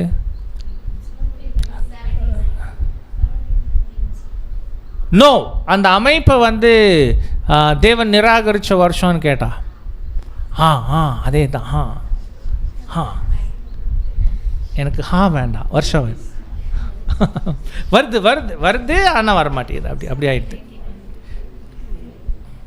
வாய் நின்று வாந்தி பண்ணி போடுறது. உங்களுக்கு வேணால் க்ளூ சொல்கிறோம். கர்த்தர் இயேசு 2ஆம் வருகையில் வந்து செய்கிறார். சொல்லுங்கள். அவர் 2ஆம் வருகையில் வந்து 1874 அப்படின்னா நாமினல் சிஸ்டம் ரிஜெக்டட். அப்படின்னா இந்த பெயர் சபை அமைப்பு புறக்கணிக்கப்பட்ட வருஷம். என்ன சொல்லுவோம்? நீ அனலும் இல்லை குளிரும் இல்லை, ரெண்டும் இல்லாமல் வெது வெதுப்பாக இருக்கிறனால என் வாய் நின்று என்ன பண்ணி போடுவேன். எப்போ நடந்துச்சு? 1878 பாருங்கள். அப்போது 74 வெளியான தெய்வீக திட்டம் பற்றின அந்த அறுவடை சத்தியங்களில் இந்த பாபிலோன் அமைப்பு 1878 நியாயம் தீர்க்கப்படுதலின் ஆரம்பத்துக்குள்ளே போச்சுங்கிற தகவலும் உள்ளடங்கும். அந்த தகவல், அந்த செய்தியே 2வது தூதனாக இங்கு இருக்கிறாங்க. ஜட்ஜிங் ஏஞ்சல் சொல்லலாம். நியாயம் தீர்க்கிற தூதன் அவர். நியாய தீர்ப்பை சொல்லுகிற தூதன், நியாய தீர்ப்பை சொல்லுகிற செய்தி. எதனுடைய நியாய தீர்ப்பு? மகா பாபிலோன். புரியுதுங்களா? பாருங்க, அவ்வளோதான், ரொம்ப சிம்பிள். இப்போது தன் வேசித்தனமாகிய உக்கிரமான மதுவை சகல ஜாதிகளுக்கும் குடிக்க கொடுத்தாள். அந்த அமைப்பின் மீது என்ன குற்றச்சாட்டு? அந்த அமைப்பு மேலே தேவனுக்கு என்ன பிடிக்காத விஷயம்? இதுதான். தன் வேசித்தனமாகிய உக்கிரமான மதுவை. ஆமாம், பாருங்கள், இந்த மகா பாபிலோனுடைய வேசித்தனம் ரொம்ப முக்கியமான அடையாளம். இங்கே தான் நமக்கு பாடமே இருக்குது. சரியா? ஸோ இப்போது அந்த மகா பாபிலோனுடைய வேசித்தனம் என்று சொல்லும் போது எதை சொல்லுவோம்? நாமோ என்ன அர்த்தத்தை சொல்லுவோம்? கள்ள போதனைகள். ஓகே, வேற? மதம் அரசியல், அந்த காம்பினேஷன் நம்ம சொல்லுவோம். ஆமாம், மதமும் அரசியலும் என்ன பண்ணக்கூடாது? கலக்கவே கூடாது. அது தேவனுடைய சித்தம் இல்லை. ஆனால் அந்த ரெண்டுமே கலப்பது தான். அப்படின்னா அது தேவன் அங்கீகரிக்காத ஒரு உறவு. அதனால தான் அதை வேசித்தனம் என்று அங்கே சொல்லப்பட்டுடுது. ஆனால் அன்பானவர்களே, இந்த அடையாளத்துக்கு மாத்திரம் இது நம்ம பொதுவாக பார்க்குறதுக்கும் மேலே ஒரு அர்த்தத்தை புரிஞ்சுக்கணும். இது வேசித்தனம் என்பது என்னென்னா, பரிசுத்தமும் அல்லது பரிசுத்தமானதும் அசுத்தமானதும் கலப்பது. ஒருவேளை மதமும் அரசியலும் கலப்புது என்று பர்டிகுலராக அதை நம்ம சொல்லிட்டா கூட, அதை இன்னும் ஆழமாக நம்ம புரிஞ்சுக்கணுன்னா இந்த அர்த்தம் முக்கியம் நமக்கு. பரிசுத்தமானதும் அசுத்தமானதும் கலப்புது, அல்லது பரிசுத்தமானதோடு அசுத்தமானதை கலப்பது. ஏன்னா ஒருவேளை மதமும் அரசியலும் என்று சொல்லிட்டா இது யார் தான் செய்கிறா? அந்த அமைப்பு தான் செய்யுது. இப்போ அதில் நமக்கு எச்சரிப்பு ஏதாவது இருக்கா? ரொம்ப வினோதமாக பார்க்குறீங்க. அதான் வந்துட்டோம் பிரதர், ஒன்றும் பிரச்சனை இல்லை அப்படின்னு ஆகிடுறோம் இல்லைங்களா? ஆனால் இங்கே இந்த வந்துட்ட நமக்கு தான் இங்கே எச்சரிப்பு. வந்துட்ட நமக்கு தான். பாருங்கள், அந்த வேசித்தனம் என்பது மதமும் அரசியலும் கலப்பது தான் என்று நம்ம ஒரு சுருக்கி பார்த்துட்டோன்னு வைங்களேன். அது பாபிலோன் தான் பிரதர் செஞ்சிச்சு, நமக்கும் அதுக்கும் சம்மந்தமே இல்லை. ஆனால் இப்போ அந்த கலப்பை இப்படி பாருங்களேன், பரிசுத்தமானதோடு அசுத்தமானதை கலக்கிறது அப்படின்ற ஜென்ரலைஸ் பண்ணோன்னா, இப்போ இதே தப்பு யார் கூட செய்ய வாய்ப்பு இருக்குது? அந்த அமைப்பு விட்டுட்டு வெளியே வந்துட்ட நாமும் செய்யறதுக்கு அங்கே வாய்ப்பு இருக்குது. பரிசுத்தமானதோடு அசுத்தமானதை கலக்கிற அந்த பெரிய தவறு நாமும் செய்யறதுக்கு வாய்ப்பு அங்கே இருக்குது. அது ரொம்ப முக்கியமான விஷயம். ஸோ அப்போ அன்பானவர்களே, இது நம்ம அங்கே புரிந்து கொள்ள வேண்டும். ஸோ இதுதான் 2வது அங்கே செய்தி. அப்போது அந்த 2 தூதர்களை வரிசையாக கவனிக்கும் போது ரொம்ப எளிமையாக சொல்லிட்டா, 1874 அறுவடை காலம் துவங்கினவுடன் தெய்வீக திட்டத்தை தேவன் அறிவித்தாங்க. அந்த திட்டத்தின் மூலமாக முழு கிறிஸ்தவர்களுக்கும் மெய்யான தேவனை அறிந்து உணர்ந்து அவரை மாத்திரம் தொழுது கொள்ளுதலினுடைய முக்கியத்துவம் அங்கே எச்சரிக்கையாக அறிவிக்கப்பட்டது. பாருங்க, அதற்கு பின்பு அப்படின்னா அந்த தெய்வீக திட்டத்தை பற்றின சத்தியத்திலேயே இன்னொரு அம்சமும் கூட இருந்துச்சு. அது என்னன்னா, இந்த பாபிலோனை பொய்யான அமைப்பை கர்த்தர் இயேசு என்ன பண்ணிட்டாங்க? புறம்பாக்கி போடுறாங்க, புறக்கணித்து போடுறாங்க. அப்படின்னா இதுவரைக்கும் நீங்கள் வணங்கி கொண்டிருந்த இந்த கல்ல அமைப்பை இனிமேல் என்ன பண்ணக்கூடாது? வணங்கக்கூடாது. அப்படின்னா அந்த அமைப்பு நியாயம் தீர்க்கப்படுதல் வந்து அங்கே ஆரம்பிச்சிருக்கு 1878. அந்த அமைப்பினுடைய மிகப்பெரிய தவறு என்ன என்று சொன்னால், பரிசுத்தமானதோடு அசுத்தமானதை கலப்பு செய்வது. இப்போ 3வது தூதனுக்கு நம்ம அங்கே வந்துட்டோம்னா இது நமக்கான முக்கியமான செய்தி. வாசிங்க 9வது வசனம். 9வது வசனம். அவர்களுக்கு பின்னே 3ஆம் தூதன் வந்து மிகுந்த சத்தமிட்டு மிருகத்தையும் அதன் சொரூபத்தையும் வணங்கி தன் நெற்றியிலாவது தன் கையிலாவது அதன் முத்திரையை தரித்து கொள்ளுகிறவன் எவனோ படிங்க அப்படியே. அவன் தேவனுடைய கோபாக்கினையாகிய பாத்திரத்திலே கலப்பில்லாமல் வார்க்கப்பட்ட அவருடைய உக்கிரமாகிய மதுவை குடித்து பரிசுத்த தூதர்களுக்கு முன்பாகவும் ஆட்டுக்குட்டியானவருக்கு முன்பாகவும் அக்னியினாலும் கந்தகத்தினாலும் வாதிக்கப்படுவான். ஓகே, பாருங்க அன்பானவர்களே, இப்போ நம்ம கவனிக்கும் போது 3வது தூதன் வந்து அங்கே என்ன சொல்றாருன்னா, அவர்களுக்கு பின்னே அப்படின்னா முதல் 2 தூதர்களுக்கு பின்னாடி 3ஆம் தூதன் வந்து மிகுந்த சத்தமிட்டு, பாருங்க முதல் தூதன் மிகுந்த சத்தமிட்டார், ஆனால் 2வது தூதன் வாசிச்சிங்கன்னா மிகுந்த சத்தமிடலை. 3ஆம் தூதன் பார்த்தீங்கன்னா என்ன பண்ணுறாரு, மிகுந்த சத்தமிடுறார். அப்படின்னா மொதல் செய்தி கவனிக்கப்பட வேண்டிய செய்தி, the truth, the divine plan. புரியுதுங்களா? கவனிக்கப்பட வேண்டிய செய்தி. அதே போல் 3வது தூதன் கூட மிகுந்த சத்தமிட்டு இந்த செய்தியும் கவனிக்கப்பட வேணும். இந்த செய்தி என்ன குறிக்குதுன்னா, மிருகத்தையும் அதன் சொரூபத்தையும் வணங்கி தன் நெற்றியிலாவது தன் கையிலாவது அதன் முத்திரையை தரித்து கொள்ளுகிறவனவனோ அவன் தேவனுடைய கோபாக்கினி ஆகிய பாத்திரத்தில் கலப்பில்லாமல் வார்க்கப்பட்ட அவனுடைய உக்கிரமான மதுவை குடித்து பரிசுத்த தூதர்களுக்கு முன்பாக ஆட்டுக்குட்டியானவருக்கு முன்பாக அக்கினியினாலும். அப்படின்னா என்னன்னா, இந்த நிராகரிக்கப்பட்ட அமைப்புக்கிட்ட இருந்து நீங்கள் உங்களை என்ன பண்ணிக்கோங்க, விலக்கி காத்துக்கொள்ளுங்க. இதுதான் அந்த முக்கியமான செய்தி அறிவிக்கப்பட்டுச்சு. அப்போ ரொம்ப எளிமையாக சொன்னால், மொதல் செய்தி இதுதான் தெய்வீக திட்டம். அந்த தெய்வீக திட்டம் நீங்கள் புரிஞ்சுக்கும் போது அதை உருவாக்கின அந்த மெய்யான சிருஷ்டிகர் மெய்யான தேவனை நீங்கள் பயந்து அவரை என்ன பண்ணுங்க, தொழுது கொள்ளுங்க. உங்கள் வர்ஷிப் வந்து சேஞ்ச் ஆகட்டும். ஒரு சேஞ்ச் உங்கள் வர்ஷிப்பில் நடக்கணும். கிறிஸ்தவ உலகத்துக்கே அறிவிக்கப்படுது. உங்கள் ஆராதனையில் உங்களுடைய தேவனை நீங்கள் தொழுது கொள்வதில் ஒரு மிகப்பெரிய மாற்றம் வரணும். என்ன மாற்றம்? இதுதான் திட்டம், இவர் தான் தேவன், அதை புரிஞ்சுட்டு நீங்கள் அவருக்கே நீங்கள் பயந்து இருக்கணும். ஏன்னா இப்போ 2வது செய்தி என்ன சொல்லப்படுதுன்னா, அந்த அமைப்பு என்ன பண்ணப்பட்டிருக்கு, நிராகரிக்கப்பட்டிருக்கு. இப்போ 3வது செய்தி என்னன்னா, அதனால் அந்த அமைப்பை விட்டு நீங்கள் என்ன பண்ணிடுங்க, முற்றிலுமாக விலகிருங்க. அன்பானவர்களே, இங்கு தான் உங்களுக்கு எனக்கான மிகப்பெரிய எச்சரிப்பு வந்து அங்கே இருக்குது. இப்போ நாம தான் வந்து அறுவடை காலத்து சபை, அறுவடை காலத்தில் வாழ்ந்து கொண்டிருக்கிற சபை. இப்போ பாருங்களேன், இப்போது இந்த 3 செய்தி நாம் என்ன பண்ணியிருக்கணும், கேட்டு இருக்கணும். இந்த 3 செய்தி யாருக்கு தான் அறிவிக்கப்படுது? அறுவடை கால சபைக்கு தான். இது நம்ம கேட்டிருக்கிறோமா? அதுதான் நம்ம கேள்வி. புரியுதுங்களா நான் சொல்கிறது? இது அறுவடை கால சபைக்கான செய்தி.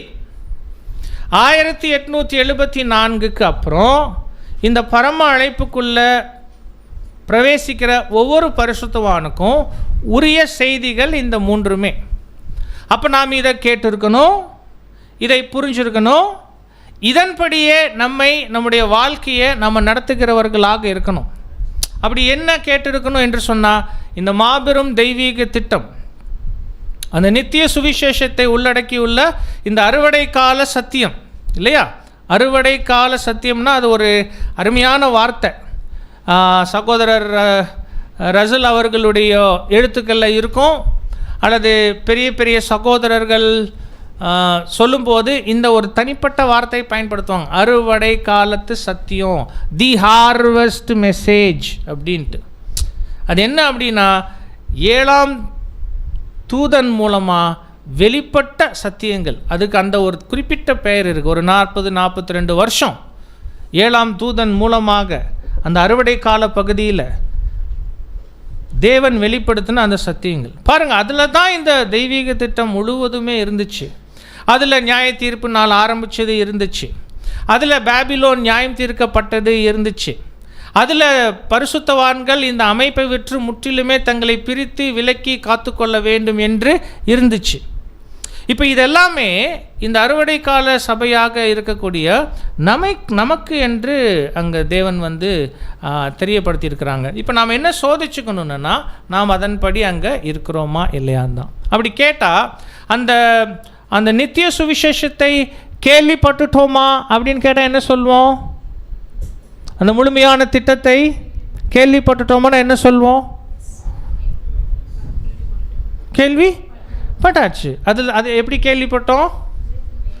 அதுதான் பேசிக்காக நம்ம அங்கே கேட்டோம். ஆமாம், கண்டிப்பாக அந்த தூதன் செய்தி நம்ம கேட்டாச்சு. ட்ரூத், த டிவைன் பிளான் கேட்டாச்சு. அன்பானவர்களே, 1000 ஆண்டு அரசாட்சி, நியாய தீர்ப்பினால் அறுவடை காலம் ஆரம்பித்தது கேட்டாச்சு நாமோ. இப்போ நெக்ஸ்ட் அடுத்த தூதனுடைய செய்தி கேட்டோமா? மகா பாபிலோன் என்னாச்சு? விழுந்தது. அடடா, ஆமாம், இதே டிவைன் பிளானில் குரோனாலஜின்னு ஒரு முக்கியமான பார்ட் இருக்குது. காலக்கணக்குகள், வேதாகம தீர்க்க தரிசன காலக்கணக்குகள். ஆமாம், அது பார்க்கும்போது துல்லியமாக 1878 இந்த பெயர் சபை அமைப்பு நிராகரிக்கப்பட்டது சொல்லப்பட்டிருக்கு. நாம் கேட்டெடுக்கிறோம். இப்போ மூணாவது தூதனுடைய செய்தி ரொம்ப முக்கியம். மெய்யான தேவன் அவருடைய திட்டம் புரிஞ்சிட்டீங்களா? ஆமாம். பாபிலோன் நிராகரிக்கப்பட்டது புரிஞ்சிட்டீங்களா? ஆமாம். எந்த சம்பந்தமும் வச்சுக்காதீங்க அவளோட. இனிமேல் வெளியே போயிடுங்க. Keep you separate from that system. அந்த அமைப்பு விட்டு முற்றிலுமே நீங்கள் உங்களை என்ன பண்ணிக்கோங்க? தனிமைப்படுத்திக்கோங்க. பண்ணிட்டோமானா என்ன சொல்லுங்கள்? வந்துட்டோம் பிரதர், இந்த ஹாலில் தானே இருக்கிறோம். ஆமாம் பிரதர், இந்த ஹால் இருக்கிறது பார்த்தா வந்த மாதிரி தான் தெரியுது பிரதர். குட், வந்துட்டோம். பட் இங்கே தான் செக். இங்கே பாயிண்ட் என்னென்னா, அந்த வேசித்தனம் என்ன சொன்னோம்? ரொம்ப முக்கியம். பிரியமானவர்களே, நமக்கு பெரிய எச்சரிப்பு இந்த அதிகாரத்தில் இருக்குது. என்னென்னா பாருங்கள், பரிசுத்தத்தோட அசுத்தமானதை இணைப்பது அல்லது அதுதான். புரியுதுங்களா? இந்த தப்பு நாம் செய்யக்கூடாது. ஒரு வேளை இது ஏன் நம்ம இங்கே குறிப்பிடுகிறோம் என்று சொன்னால், நாம் சரீர பிரகாரமாக அந்த அமைப்பை விட்டு பிரிஞ்சு வந்திருக்கலாம், அல்லது இடத்தின் அடிப்படையில் அந்த அமைப்பை விட்டு நாம் பிரிஞ்சு வந்திருக்கலாம். வந்துட்டோம். இதோ இடம், இன்றைக்கி நாம் ஒரு பரிசுத்தவான்களின் கூடுகையில் நாம் பங்கெடுத்துருக்கிறோம். சரீர பிரகாரமாக நமக்கு அவங்களுக்கு எந்த சம்மந்தம்? We are separated from the பேபிலோனில் இருந்து நாம் சரீரத்திலும் மற்ற விதத்திலும் பிரிஞ்சு தனிமைப்படுத்தி கொண்டு இருக்கிறோம். பட் இன் ஸ்பிரிட் அது ரொம்ப முக்கியம்.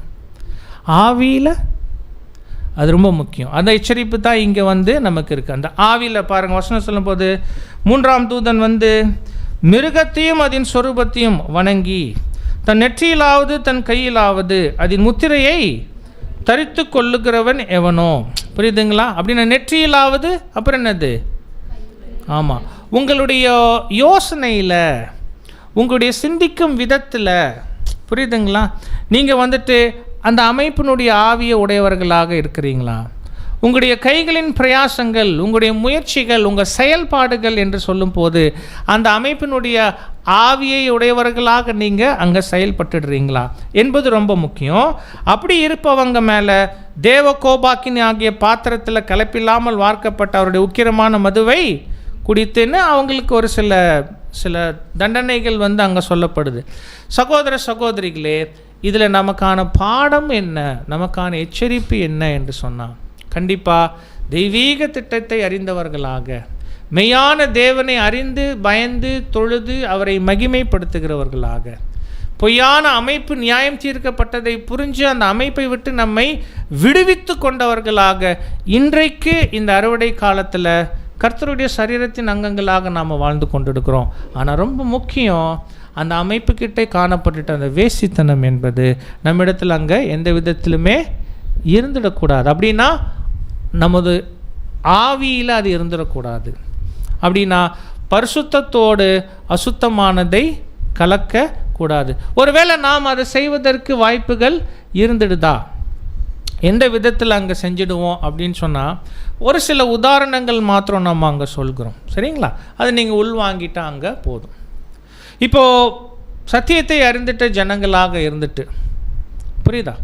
இப்போ நாம் வந்துட்டு என்ன சொல்லலாம், நாம் வந்து ஒரு வேளை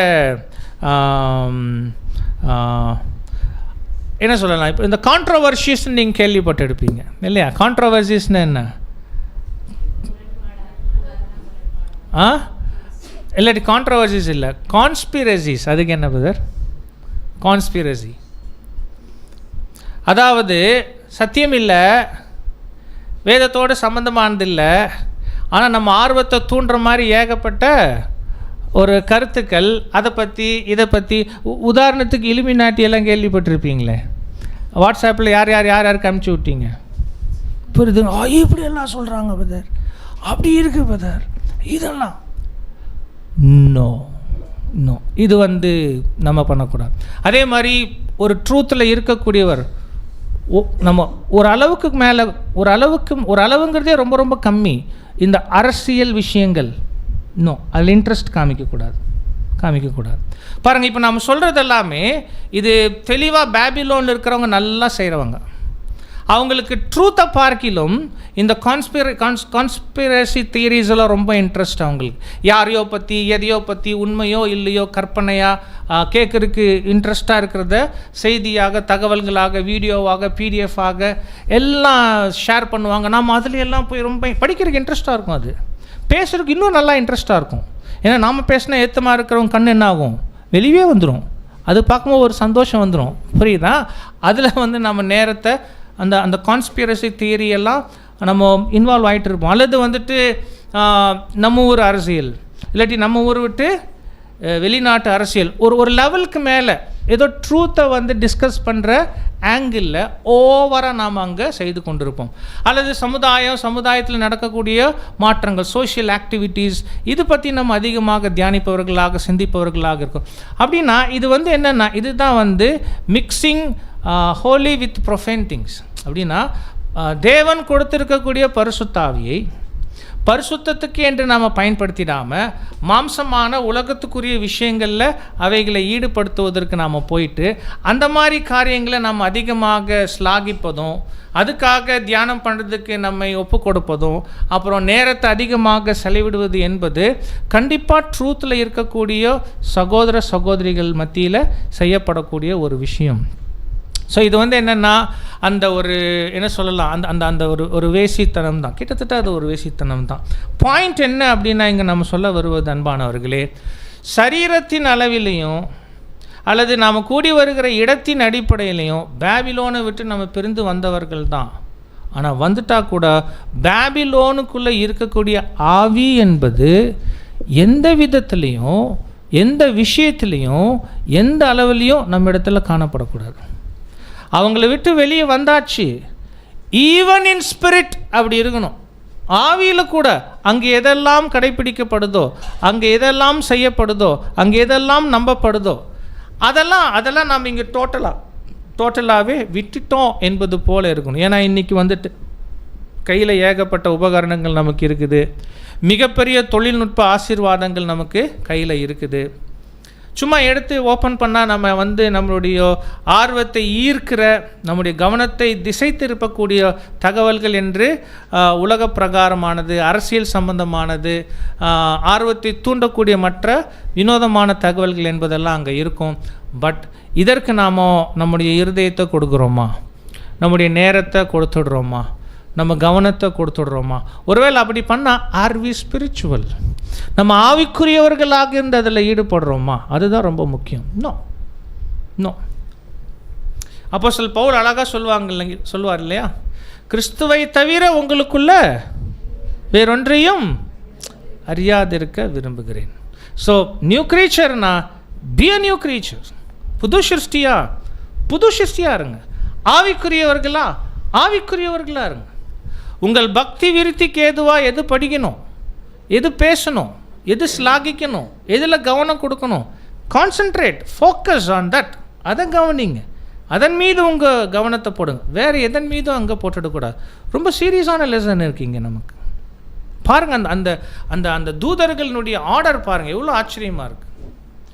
1874 ஆண்டவர் இயேசு கிறிஸ்து 2ஆம் வருகையில் வந்து அறுவடை காலம் ஆரம்பித்த உடனே அந்த கால பரிசுத்தவான்களுக்கு முதல் செய்தி, this is the divine plan, இதுதான் தேவனுடைய தெய்வீக திட்டம். பாருங்க, நித்திய சுவிசேஷம், எல்லாருக்குமான அருமையான திட்டம் இருக்கு, பெரிதான ரட்சிப்பு இருக்கு, பொதுவான ரட்சிப்பு இருக்குது. பாருங்க, எல்லாருக்குமே இது போச்சு. ஒரு 42 வருஷம் கிறிஸ்தவ மண்டலம் ஆடி போச்சு பிரதர். ரசல் மூலம் அந்த மிகுந்த சத்தம் மூலம் இந்த சுவிசேஷம் அறிவிக்கப்பட்ட போது, இந்த மாபெரும் திட்டம் அறிவிக்கப்பட்ட போது, அந்த ஹிஸ்ட்ரி எல்லாம் நமக்கு நல்லா தெரியும். 7ஆம் தூதனுடைய ஊழியம் எப்படி இருந்துச்சு, எதன் மூலமாக இருந்துச்சு, எவ்வளோ பண்ணினார், எவ்வளோ ட்ராவல் பண்ணார், எல்லாம் தெரியும். அதுதான் என்னென்னா அந்த மிகுந்த சத்தம், த லவுட் வாய்ஸ். இந்த திட்டம் அவ்வளோ அழகாக அறிவிக்கப்பட்டது. ஆனால் அதில் முக்கியமான நியூஸ் என்னென்னா, மெய்யான தேவன் சிருஷ்டிகர் வேற, அவரை தெரிஞ்சுட்டு அவரையே தொழுது கொள்ளுங்கள், அவரையே மகிமைப்படுத்துங்க, இந்த பொய்யான அமைப்புகள் கிடையாது. கூடவே அந்த திட்டத்தில் இன்னொரு அம்சம் வருது, அந்த பொய்யான அமைப்பு ஆல்ரெடி நியாயம் தீர்க்கப்பட்டாச்சு 1878 ரிஜெக்டட். 3வது நியூஸ் ரொம்ப முக்கியம். அதனால் அந்த அமைப்போட எந்த விதத்தில் என்ன பண்ணிக்காதீங்க. இப்போ என்னன்னா, நமக்கு என்ன செக் பண்ணுறதுன்னா, நம்ம ட்ரூத்தை கேட்டு அந்த அமைப்பை விட்டு வெளியே வந்தாச்சு, குட் குட். பட் ஆவியிலேயே பிரிஞ்சிருக்கிறோமா, ஆவியிலேயே வெளியே வந்திருக்கிறோமா, அல்லது பிரிஞ்சு வந்ததுக்கு பின்பு அங்கு செய்யப்படுவது எதுவோ, அங்கு கடைபிடிக்கப்படுவது எதுவோ, அதை நம்மையே அறியாமல் நாம் வந்து அதை செய்துட்டு கடைபிடிச்சிட்டு இருக்கிறோமா? நம்முடைய கவனங்கள் சிதறி ஆவிக்குரிய அல்லாத விஷயங்களில், அது ரொம்ப முக்கியம். இன்னொரு ரொம்ப முக்கியம் இருக்குது, அந்த பரிசுத்தத்தோடு அசுத்தத்தை கலப்பது. இன்னொரு வித்தியாசமான விதம் நாம் வந்து செய்கிறதுக்கு வாய்ப்பு இருக்குது. என்னென்னா, வசனங்களை படித்து புரிஞ்சு மற்றவர்கள் பிரயோஜனப்படும்படி அதை அறிவிக்க முற்படும் போது, புரியுதுங்களா, வசனத்தை எப்படி தான் நாம் அணுகணும், ஆவிக்குரிய ரீதியில் அணுகணும். மாம்சமாக அணுகிறதுக்கு வாய்ப்பு இருக்கான்னு கேட்டால் உங்கள் பதில் என்ன இருக்குது? மாம்சமாக அணுகிறதுனா அப்போ என்ன? மாம்சமாக அணுகிறதுனா கரெக்ட், சொந்த புரிதல், நமக்கு தோன்றது, நாம் நினைக்கிறது, அந்த கோணத்தில் வசனங்களை புரிஞ்சு கொண்டு நாம் அந்த வசனங்களை கடைப்பிடித்தோம் என்று சொன்னாலும் சரி, மற்றவர்கள் கடைப்பிடிக்கும்படிக்கு அறிவித்தோம் என்று சொன்னாலும் சரி, அங்கே வந்து we are mixing holy with profane. பரிசுத்தமான தேவனுடைய வார்த்தைகளோட அசுத்தமான நம்முடைய சொந்த புரிதலை, கருத்துக்களை நாம் அங்கே கலக்கிறோம். எகெயின் இது அங்கே பண்ணினது தான், அவங்க பண்ணுறது தான், இங்கே நாம் அங்கே செஞ்சிடக்கூடாது. அப்படின்னா இங்கே ஒரு முக்கியமான எச்சரிப்பு என்னென்னா, பிரியமானவர்களே பாருங்கள், 1874 அப்புறம் என்ன நடந்துகிட்டு இருக்குது. இந்த காலப்பகுதி பரிசுத்தவான்களுக்கு தேவன் ரொம்ப கிளியராக அங்கே சொல்லியிருக்கிறாங்க. நமக்கு மெய்யான தேவன் தெரியும், அவங்களுடைய அருமையான திட்டம் தெரியும். நியாய தீர்ப்பினால் 1000 ஆண்டு அரசாட்சி ஆரம்பிச்சிருக்கிறது நமக்கு நன்கு தெரியும். அதில் அவரையே ஆராதித்து மகிமைப்படுத்துகிறவர்களாக நாம் இருக்கணும். அதே சமயம் அந்த அமைப்புகள் எல்லாமே நிராகரிக்கப்பட்டு இருப்பது நமக்கு தெரியும். ரொம்ப முக்கியமாக அவைகளை விட்டு நம்மை பிரித்து கொள்ள வேண்டும் என்று தெரியும், பிரித்து கொண்டாயிற்று. பட் பிரிஞ்ச நிலையில், ஆவியில், மனசில் கூட பிரிஞ்சவர்களாகவே இருக்கிறோமா? இல்லை, நம்மை அறியாமல் காலத்தினுடைய போக்குன்னு ஒன்று இருக்குது இல்லையா? இன்றைக்கி இருக்கக்கூடிய அந்த அறிவு என்ன சொல்கிறது, அறிவு பெருத்து போன காலத்தில் இருக்கக்கூடிய எவ்வளவோ ஆசீர்வாதங்கள் இருக்குது. அதெல்லாம் நம்மளை வந்துட்டு இந்த மாதிரி தேவையில்லாதவைகளில் ஈடுபடுவதற்கு நம்மை இழுக்கும். போயிடுறோமா? அதுக்கு நேரம் கொடுக்குறோமா? ரொம்ப முக்கியம். இப்போ பாருங்களேன் என்ன சொல்லப்பட்டிருக்கு. ஒருவேளை நாம் அப்படி செய்கிறோம் என்று சொன்னால், அந்த மாதிரியான வேசித்தனம் நமக்குள்ளே நாம் அனுமதிச்சுடுறோம் என்று சொன்னால், 9ஆம் வசனம் பாருங்கள். மிருகத்தையும் அதன் சொரூபத்தையும் வணங்கி தன் நெற்றியிலாவது கையிலாவது அதன் முத்திரையை தரித்து கொள்ளுகிறவன் எவனோ. அப்படின்னா அந்த அமைப்புகள், அந்த அமைப்பினுடைய ஆவியை முற்றிலுமே நாம் விட்டு வெளியே வராமல், ஒருவேளை அந்த ஆவியை நமக்குள்ளே வச்சுட்டு இருந்தோன்னா, அவன் தேவனுடைய கோபாக்கினியாகிய பாத்திரத்திலே கலப்பில்லாமல் வார்க்கப்பட்ட அவருடைய உக்கிரமாகிய மதுவை, அப்படின்னா தேவனுடைய கோபத்துக்கு ஆளாவாங்க. ரொம்ப எளிமையாக சொல்லிட்டா. பரிசுத்த தூதர்களுக்கு முன்பாகவும் ஆட்டுக்குட்டியானவருக்கு முன்பாகவும் பாருங்க அக்னியினாலும் கந்தகத்தினாலும். அப்போ என்ன சொல்லப்படுது அப்படின்னா, இந்த அறுவடை காலத்தில் இந்த சத்தியத்தை ஏற்றுக்கொண்டு நம்மை முழுமையாக தேவனுக்கு அர்ப்பணித்து இந்த அமைப்பை விட்டு வெளியே வந்ததுக்கு பின்பு, ஒருவேளை அந்த அமைப்பினுடைய ஆவி என்பது எந்த ரீதியிலாவது நம்முடைய வாழ்க்கையில் நாம் அனுமதிச்சுட்டு இருந்தோன்னா அதாவது பரிசுத்தத்தோடு அசுத்தத்தை இணைப்பவர்களாக கலப்பவர்களாக நாம் இருந்தோன்னா, அங்கே சொல்லும்போது பரிசுத்த தூதர்களுக்கு முன்பாக ஆட்டுக்குட்டியானவருக்கு முன்பாக, அப்படின்னா இந்த பரிசுத்த தூதர்கள் யாருன்னா நம்மை போலவே இதே பாதையில் அர்ப்பணித்து உண்மையாக வாழ்ந்து கொண்டு இருக்கிற பரிசுத்தவான்கள். அவங்க பார்க்க அவர்களுக்கு முன்பாகவே, அவர்கள் பார்வைக்கு அவர்கள் கண்களுக்கு முன்பாகவும் கர்த்தராகிய இயேசு கிறிஸ்துக்கு முன்பாகவும் அக்னியினாலும் கந்தகத்தினாலும் வாதிக்கப்படுவான். அப்படின்னா என்ன அர்த்தம் அப்படின்னா, ஒருவேளை அக்னியும் கந்தகமும் என்ன பண்ணுன்னா இந்த மாம்சத்தை என்ன பண்ணிவிடுங்க, அப்படியே அழிச்சிடும் இல்லை. அப்படின்னா நம்முடைய அதாவது இந்த தவறு செய்கிறவங்க யாரோ, இந்த காஸ்பல் ஏஜ் ஹார்வெஸ்டினுடைய பரிசுத்தவான்களில் இந்த தவறு பண்ணுகிறவர்கள் யாரோ மற்ற பரிசுத்தவான்கள் முன்னிலையில் அவங்க பார்க்க கர்த்தர் இயேசுவுக்கு முன்னிலையில் அவர்கள் எதுக்காக அப்படி செஞ்சிட்டாங்களோ, அப்படி வாழ்கிறாங்களோ இல்லையா, அப்படின்னா மாம்சமான எண்ணத்தினால மாம்சமான நோக்கங்களுக்காக இருக்கும். அந்த மாம்சம் அழிந்து போவதற்கு ஏதுவான அனுபவங்களுக்குள்ளே அனுமதிக்கப்படுவாங்க. புரியுதுங்களா? இப்போ நம்ம சொல்லிட்ட விஷயங்களை நம்ம கொஞ்சம் ஒரு ஹோல்சமாக புரிஞ்சுக்கிறது ரொம்ப முக்கியம். அதாவது தேவையற்ற வேதத்துக்கு புறம்பான விஷயங்கள் மீது கவனம் போவது, அல்லது அரசியல் பற்றி அதிகமாக சிந்திப்பது, இந்த உலக அமைப்புகள் இயக்கங்களோட பிணைஞ்சு செயல்படுவது, இதெல்லாம் சில சமயங்களில் சொந்த லாபங்களுக்கு ஏதுவாக, மாம்சமான லாபங்களுக்கு ஏதுவாக என்ன பண்ணுவோம், நாமோ செய்துடுவோம். சமுதாயத்தில் ஒரு முக்கியத்துவம், ஏதாவது ஒரு லாபம், பாருங்கள் எந்த லாபத்துக்காக இது செஞ்சோமோ அந்த மாம்சமான நோக்கங்களும் லாபங்களும் அழிஞ்சு போகிற அனுபவங்களுக்கெல்லாம் அவர்கள் எல்லா பரிசுத்தவான்களுக்கு முன்னாடியே அனுமதிக்கப்படுவாங்க. அப்படின்னா இது வந்து ஒரு காம்ப்ரமைசிங் ஸ்பிரிட். இந்த மாதிரி வாழ்கிறது என்பது பரிசுத்தவானாக இருந்து கொண்டு அதே சமயத்தில் பரிசுத்தம் அல்லாத உலக காரியங்களில் ஈடுபடுதல் என்பது சொந்த மாம்சத்தின் லாபத்துக்காக நம்ம அங்கே செய்வோம். அப்படி செய்கிறோமா? அந்த காம்ப்ரமைசிங் ஸ்பிரிட்டில் நாம் செய்கிறோமா? எல்லா பரிசுத்தவான்கள் பார்க்க எந்த நோக்கத்துக்காக அப்படி நாம் இருந்தோமோ அந்த நோக்கம் அழிந்து போகிற அனுபவங்களுக்குள்ளே நாம் அங்கு போயிடுவோம். அதுதான் அக்னியினாலும் கந்தகத்தினாலும் வாதிக்கப்படுவான். 11ஆம் வசனம் ரொம்ப அருமையான வசனம்.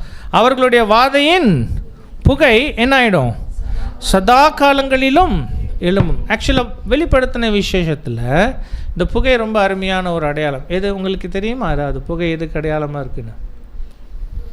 இப்போது எங்கேயாவது வந்து புகைஞ்சிட்டு இருக்குன்னா அது பார்த்தா அது நமக்கு எதை ஞாபகப்படுத்துது? ஒரு புகை பார்க்குறோம், தூரத்தில் பார்க்குறோம், ஒரு புகை எழும்புது. கொஞ்ச நேரத்துக்கு முன்னாடி தான் ஏதோ என்னாச்சு, எரிஞ்சு அழிஞ்சிருக்கு. எரிஞ்சு அழிஞ்சு போனதை நமக்கு ஞாபகப்படுத்துவது தான் என்னது? புகை. ரிமெம்பரன்ஸ். பாருங்கள், இந்த மாதிரி இந்த அறுவடை காலத்தில் இந்த ஆச்சரியமான சத்தியத்தை கேட்டு இந்த அமைப்புகளை விட்டு பிரிஞ்சு இருந்து ஆனால் ஆவியில் அந்த அமைப்புக்குள்ளே காணப்பட்டதை தங்கள் வாழ்க்கையில் அனுமதிப்பவர்கள் எதற்காக எந்த லாப நோக்கங்களுக்காக அதை அனுமதிச்சுட்டாங்களோ அவைகள் அழிந்து போகிற அனுபவங்களுக்குள்ளே அனுமதிக்கப்படுவாங்க எல்லா பரிசுத்தவான்களும் பார்க்க. அப்புறம் அவர்களுடைய வாதையின் புகை, அவர்கள் என்ன கஷ்டப்பட்டாங்க, என்ன இழப்பை சந்தித்தாங்க, எதை வந்து அவர்கள் அழிந்து போக பெற்றார்களோ அந்த அனுபவங்கள்லாம் இருக்கு இல்லைங்களா, அந்த அனுபவங்கள் அதான் புகை சதா காலங்களிலும் எழும்பும்னா இப்போ இருக்கிற மற்ற பரிசுத்தவான்களுக்கு படிப்பனையாக மாத்திரம் அந்த அனுபவங்கள் எல்லாருடைய கண்களுக்கு முன்பாக நிறைவேறாது. மாறாக யுகாயுகங்களுக்கும் இவங்களுடைய செயல், இவங்களுடைய காம்ப்ரமைசிங் ஸ்பிரிட்டு, அதனால் அவங்க எப்படிப்பட்ட ஒரு ஒரு ஒரு தங்கள் மீது தேவ கோபாக்கினையை வரவழைத்து கொண்டு அழிந்து போனாங்கங்கிற அந்த ஞாபகம் யுகாயுகத்துக்குமே அது பாடமாக அங்கே வைக்கப்படும். ரொம்ப ஸ்ட்ராங், ரொம்ப எளிமையாக இதை புரிகிற மாதிரி சொன்னோன்னா, இந்த ட்ரூத்தில் வந்ததுக்கு பின்பு, இந்த பாதையில் வந்ததுக்கு பின்பு இங்கு நாம் காத்துக்கொள்ள வேண்டிய ஆவியை காத்துக்கொள்ளணும். ஒருபோதும் எந்த ஆவியை விட்டுட்டு வந்தோமோ அதே ஆவியோட சமரசம் பண்ணக்கூடிய வாழ்க்கையை எந்த விஷயத்திலுமே நாம் செய்யக்கூடாது. நாம் ஜனிப்பிக்கப்பட்டவர்கள், கர்த்தர் இயேசுனுடைய சரீரத்தின் அவயங்கள், அவருடைய உண்மை சிஷ்யர்கள். நம்ம வாழ்க்கை அப்படிப்பட்ட வாழ்க்கையாகவே அங்கே இருந்துடணும். வேறு எந்த விதத்துலேயுமே அது சமரசம் பண்ணிக்கொள்ளக்கூடாது. சமரசம் பண்ணுதல் என்பது எதுக்காக அழைக்கப்பட்டோமோ அதை இழந்து போயிடுவோம். இழந்து போகிறதுனுடைய அனுபவங்கள் இங்கே இருக்கிறவங்களுக்கு படிப்படியாக மாத்திரம் அவங்க கண்ணுக்கு முன்னாடி நிறைவேறுவதில்லை. மாறாக யுகாயுகத்துக்கும் இப்பேற்பட்ட வாய்ப்பில் இவர்கள் உள்ள வந்து இந்த செயலினால் அவர்கள் அந்த வாய்ப்பை இழந்து போனாங்க. பாடமாக யுகாயுகங்களுக்கும் இருந்துடும். ஸோ அது ஒரு மிகப்பெரிய ஒரு எச்சரிப்பு தான் நமக்கு அங்கே இருக்குது. அப்படின்னு அன்பானவர்களே, த ஸ்பிரிட் ஆஃப் பேபிலோனுடைய ஆவி எப்போதும் விழிப்பாக இருந்து எதிர்த்து போராட வேண்டிய ஒரு வஞ்சகம் நம்ம எங்கேயுமே அனுபவிச்சிடும். அப்படின்னா என்னென்னா, நல்லா நம்ம டே டு டே லைஃப்பில் அனுதின வாழ்க்கையில் ஒரு ஒரு தேவனுடைய பரிசுத்தமானா எதை செய்யலாம், எதை படிக்கலாம், எதில் கவனத்தை கொடுக்கலாம், யாரோட ஐக்கியத்தில் வைக்கலாம், தெளிவு இருக்கணும். அதில் வந்துச்சு ஜஸ்ட்டு ஆவிக்குரியவர்களாக இருந்து மற்ற விஷயங்களில் நம்மை ஈடுபடுத்தி கொள்வதற்கு அங்கே நம்ம அனுமதிச்சிடக்கூடாது. அடுத்து பாருங்கள், சதா காலங்களும் புகை எழும்பும் மிருகத்தையும் அதன் சொரூபத்தையும் வணங்குகிறவர்களுக்கும் அதனுடைய நாமத்தின் முத்திரையை தரித்து கொள்ளுகிற எவனுக்கும், பாருங்கள், அந்த மாதிரி காம்ப்ரமைஸ் பண்ணி கொண்டவங்களுக்கு இரவும் பகலும், கமெண்ட்ரியில் பற்றி ரொம்ப அழகாக சொல்கிறாங்க, அவங்க காலையில் விழும்போதே சமாதானம் இருக்காது, பகல் முழுக்க சமாதானம் இருக்காது, தூங்கும்போது கூட அவங்களுக்கு சமாதானம் இருக்குது, இலைப்பாறுதல் இராது. ஏன்னா அது ஒரு காம்ப்ரமைசிங் ஸ்பிரிட். அப்புறம் அது சமரசம் பண்ணி கொள்ளுகிற ஒரு மனநிலை, அவர்கள் இழந்து போயிடுவாங்க மிகப்பெரிய வாய்ப்பை. அந்த மாதிரி நாம இருந்துடக்கூடாது. பாருங்கள், இதுதான் அந்த எச்சரிப்பு. ஸோ இந்த 3 தூதர்கள் வரிசையாக வருவது, ஆக்சுவலாக வரிசையாலாம் வரல, அந்த அறுவடையின் சத்தியத்திலேயே அந்த எலிமெண்ட்ஸ் எல்லாம் அப்படியே இருக்குது. நித்தியமான சுவிசேஷம், ஆச்சரியமான ஒளி நமக்கு தேவன் காமிச்சாங்க. இந்த அமைப்பு இப்படியாக நிராகரிக்கப்பட்டது நமக்கு தெரிஞ்சிருக்கு. இந்த அமைப்பு விட்டு பிரிஞ்சிட்டோம். பிரிஞ்ச நாம் எல்லா விதத்திலும் பிரிஞ்சிருக்கணும். ரொம்ப முக்கியம், அந்த அமைப்பினுடைய ஆவி பிரிஞ்சு வந்ததுக்கப்புறம் நம்மக்கிட்ட ஒட்டிகிட்டு இருக்கக்கூடாது, எந்த விதத்துலேயுமே ஒட்டிகிட்டு இருக்கக்கூடாது. அப்படி இருந்தோன்னா அங்கே அதுக்கு ஒரு பனிஷ்மெண்ட் ஒரு நியாய தீர்ப்பு நமக்கு அங்கே இருக்குது. அதுக்குள்ளே நம்மை அனுமதிச்சிடக்கூடாது, நம்மை காத்துக்கணும். பாருங்கள், இது எவ்வளோ பெரிய டெஸ்ட்டுன்னா 12ஆம் வசனம் வாசிங்க. 12ஆம் வசனம், தேவனுடைய கற்பனைகளையும் இயேசுவின் மேலுள்ள விசுவாசத்தையும் காத்து கொள்கிறவர்களாகிய பரிசுத்தவான்களுடைய பொறுமை இதிலே விளங்கும் என்று கூறினார். இதில் பரிசுத்தவான்களுடைய பொறுமை இதிலே விளங்கும்னா எப்படி தெரியுங்களா? இப்போ அந்த அறுவடை காலம் ஆரம்பித்து எவ்வளோ வருஷம் ஆயிடுச்சு? இப்போது 1874. அப்புறம் இன்றைக்கி என்னது 2024 எத்தனை வருஷம் போயிடுச்சுன்னா 150 வருஷம் போயிடுச்சு. அப்படின்னா இந்த 150 வருஷமாக இந்த severe testing is upon this feet class. இந்த பாத அங்கங்கள் மீது இந்த கடுமையான சோதனை இருக்குது. சத்தியத்தை தெரிந்து அமைப்பு நிராகரிக்கப்பட்டதை புரிஞ்சு அந்த அமைப்பை விட்டு வெளியே வந்துட்டு அந்த அமைப்பை விட்டு பிரிச்சே காத்து கொள்ளணும் அப்படிங்கிற அந்த சோதனை, கடுமையான சோதனை இந்த பாத அங்கங்கள் மேலே 150 வருஷம் இருந்திருக்குது. பரிசுத்தவான்களுடைய பொறுமை இதிலே விளங்கும். கண்டிப்பாக இன்னும் சபை பூமியில் எவ்வளோ வருஷம் இருக்க போதோ அது வரைக்குமே இந்த டெஸ்ட்டு சபை மீது தான் அங்கே இருக்குது. ஏன்னா இந்த 150 வருஷம்னா பேபிலோன் என்னவா தான் இருக்குது. பேபிலோனும் அது நிராகரிக்கப்பட்டால் இன்னும் என்ன ஆகிடல முழுசும்.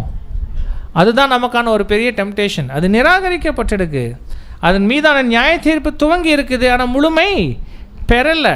அதனால் அந்த அமைப்பும் இருந்து கொண்டே இருக்குது, அந்த அமைப்பினுடைய செயல்களும் கண்ணு முன்னாலே இருக்குது. ஸோ ஒரு வேளை நமக்கு அது சிவியர் டெஸ்ட்டாக இருந்து கொண்டே தான் இருக்கும். அதனால் வெளிநாடுகளில் பேசக்கூடிய சகோதரர்கள் சொல்லும் போது பிரதானமாக நமக்கு 3 விரோதிகள் சொல்லுவோம். என்னது 3 விரோதிகள் புது சிருஷ்டிக்கு?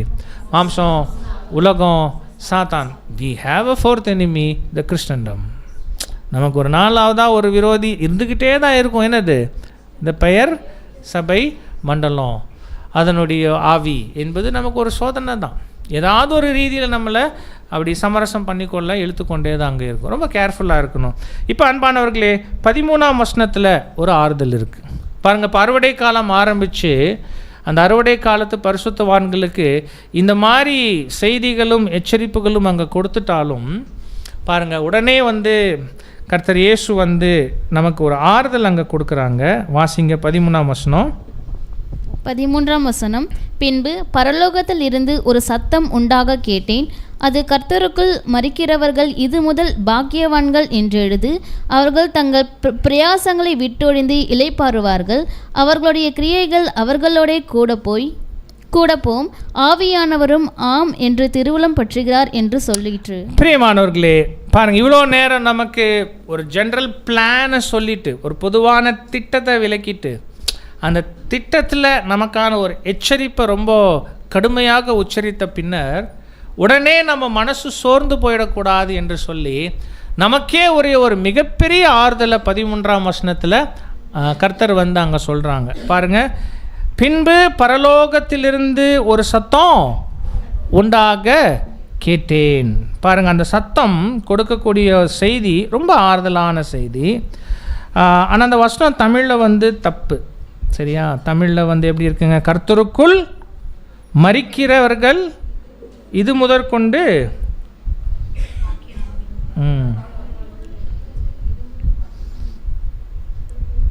ஆமாம் பாருங்க, இங்கிலீஷில் I heard a voice from heaven saying to me, right, blessed are the dead which die in the Lord.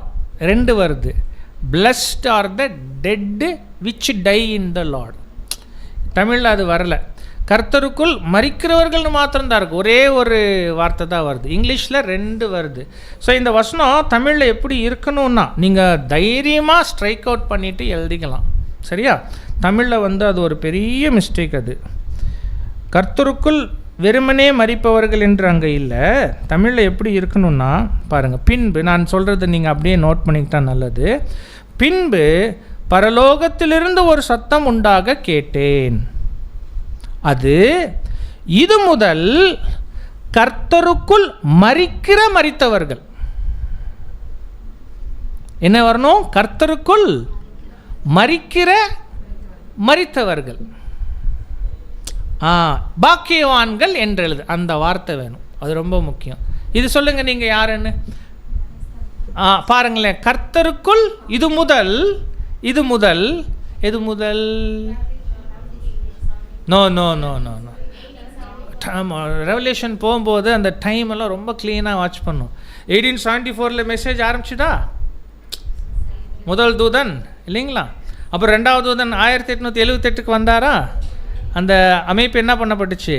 நிராகரிக்கப்பட்டது. அதுக்கப்புறம் சொல்கிறார் இது முதல்லாம் நீங்கள் எங்கேருந்து எடுக்கணும்? 1878 வேறு என்ன ஒரு விசேஷம் இருக்குது?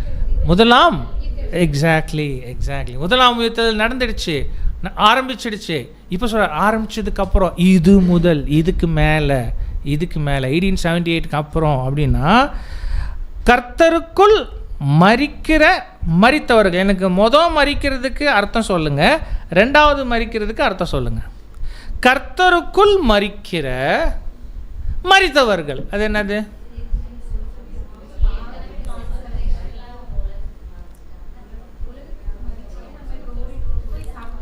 Very good. நீங்கள் சொல்கிறது 2 சொல்லிட்டீங்க.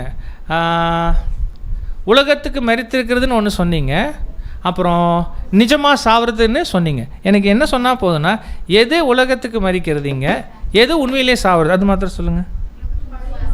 இன்னொன்று வசனம் பார்த்து சொல்லுங்கள். கர்த்தருக்குள் மரிக்கிற அது என்ன மரணம்? நிஜ மரணமா அல்லது உலகத்து? Exactly, good. ஸோ கர்த்தருக்குள்ள இப்போ வந்து நம்மள யாராவது ஓட்டத்தை முடித்தா அது என்ன எப்படி அதுக்கு என்ன சொல்லுவோம்? கர்த்தருக்குள் மரிச்சிட்டோம். மரித்தவர்கள் ஏற்கனவே மரிச்சிருக்கிறோம். என்ன மரணம் அது? கான்சக்ரேஷன். Very good. இப்போ புரியுதுங்களா? அப்படின்னா சத்தியத்தை ஏற்றுக்கொண்டு கர்த்தர் இயேசுக்குள்ளே, அதாவது உலகத்துக்கு மரித்து கர்த்தர் இயேசுக்குள்ளே உயிர்ப்பிக்கப்பட்டு வாழ்ந்து கொண்டிருக்கிறவர்கள் இனிமேல் கர்த்தருக்குள்ளே மரிக்கிறாங்கன்னா அவர்கள் பாக்கியவான்கள். ஸோ நம்மை பற்றி தான் சொல்லப்படுது. கான்சக்ரேட்டடுடையோ உடன்படிக்கை செய்தவர்களுடையோ நிஜ மரணம் பற்றி சொல்லிட்டு, ஸோ இது முதல் கர்த்தருக்குள் மரித்தவர்கள் என்ன பாக்கியவான்கள் என்றெழுது. ஏன் பாக்கியம் பாருங்க, அந்த பாக்கியம் அங்கே சொல்லப்படுது. ஏனெனில் அவர்கள் தங்கள் பிரயாசங்களை விட்டொழிந்து, என்ன அர்த்தம்? அப்படியாக இந்த 1874 அப்புறம் அர்ப்பணிப்பை நிறைவேற்றி மாம்சத்திலும் நிஜ மரணத்தை சந்திப்பவர்கள் ரொம்ப பாக்கியவான்கள். ஏன்னா அந்த மரணத்தின் மூலம் தங்கள் பிரயாசங்களை விட்டொழிந்து, ஸோ அப்போ இந்த மாம்சத்தில் வாழ்ந்த வரைக்கும் அவர்களுக்கு இருந்துட்ட கடுமையான போராட்டங்கள், பாடுகள், சோதனைகள், இதன் மத்தியில் அவர்கள் தேவனுடைய பிரயாசங்களை என்ன பண்ணுறாங்க? மேற்கொள்ளுகிறாங்க. இப்போ வாழ்ந்து கொண்டு இருக்கிற ஒரு உண்மை பரிசுத்தவான் எப்படி இருப்பாங்க? கர்த்தரேசு 2ஆம் வருகையில் வந்துட்டாங்க, மணிகளை சேர்த்து கொண்டு இருக்கிறாங்க. இந்த உண்மை பரிசுத்தவான் என்ன பண்ணுவார்? கர்த்தர் இயேசுவோடு அந்த வேலையில் தன்னை சேர்த்து கொள்ளுவார், இணைத்து கொள்ளுவார்.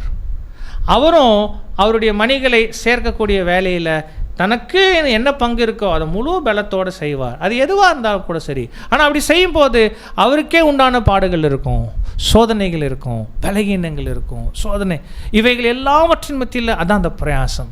இந்த பிரயாசத்தை விட்டு அவங்க என்ன பண்ணியிருப்பாங்க?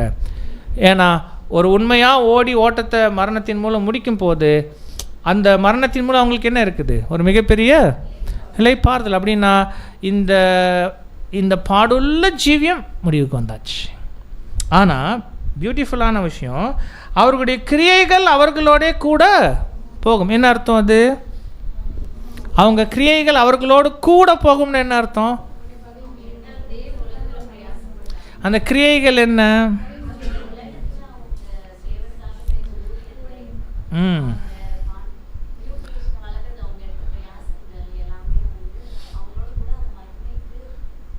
அந்த கூட போகிறதுன்னு என்ன? கரெக்ட். அந்த கிரியைகள்னால் ஒரு பரிசுத்தவான் இப்போ என்னென்னலாம் செஞ்சுட்டு இருக்கிறாரோ தேவனுக்காக, அவர் மேலே இருந்த அன்பு நிமித்தம், கர்த்தர் இயேசு மேலே இருந்த அன்பு நிமித்தம், சத்தியத்தின் மேலே இருந்த அன்பு நிமித்தம், சத்தியத்தின் மூலம் பெற்றுக்கொண்ட சகோதர சகோதரிகள் மேலே இருக்கிற அன்பு நிமித்தம் என்னென்ன அருமையான பிரயாசங்கள் பலியஞ்சியும் எல்லாம் எடுத்துகிட்டு இருந்தாங்களோ அதெல்லாம் நீங்கள் சொன்னீங்க அவர்களோட கூட போகும்னு என்ன அர்த்தம்?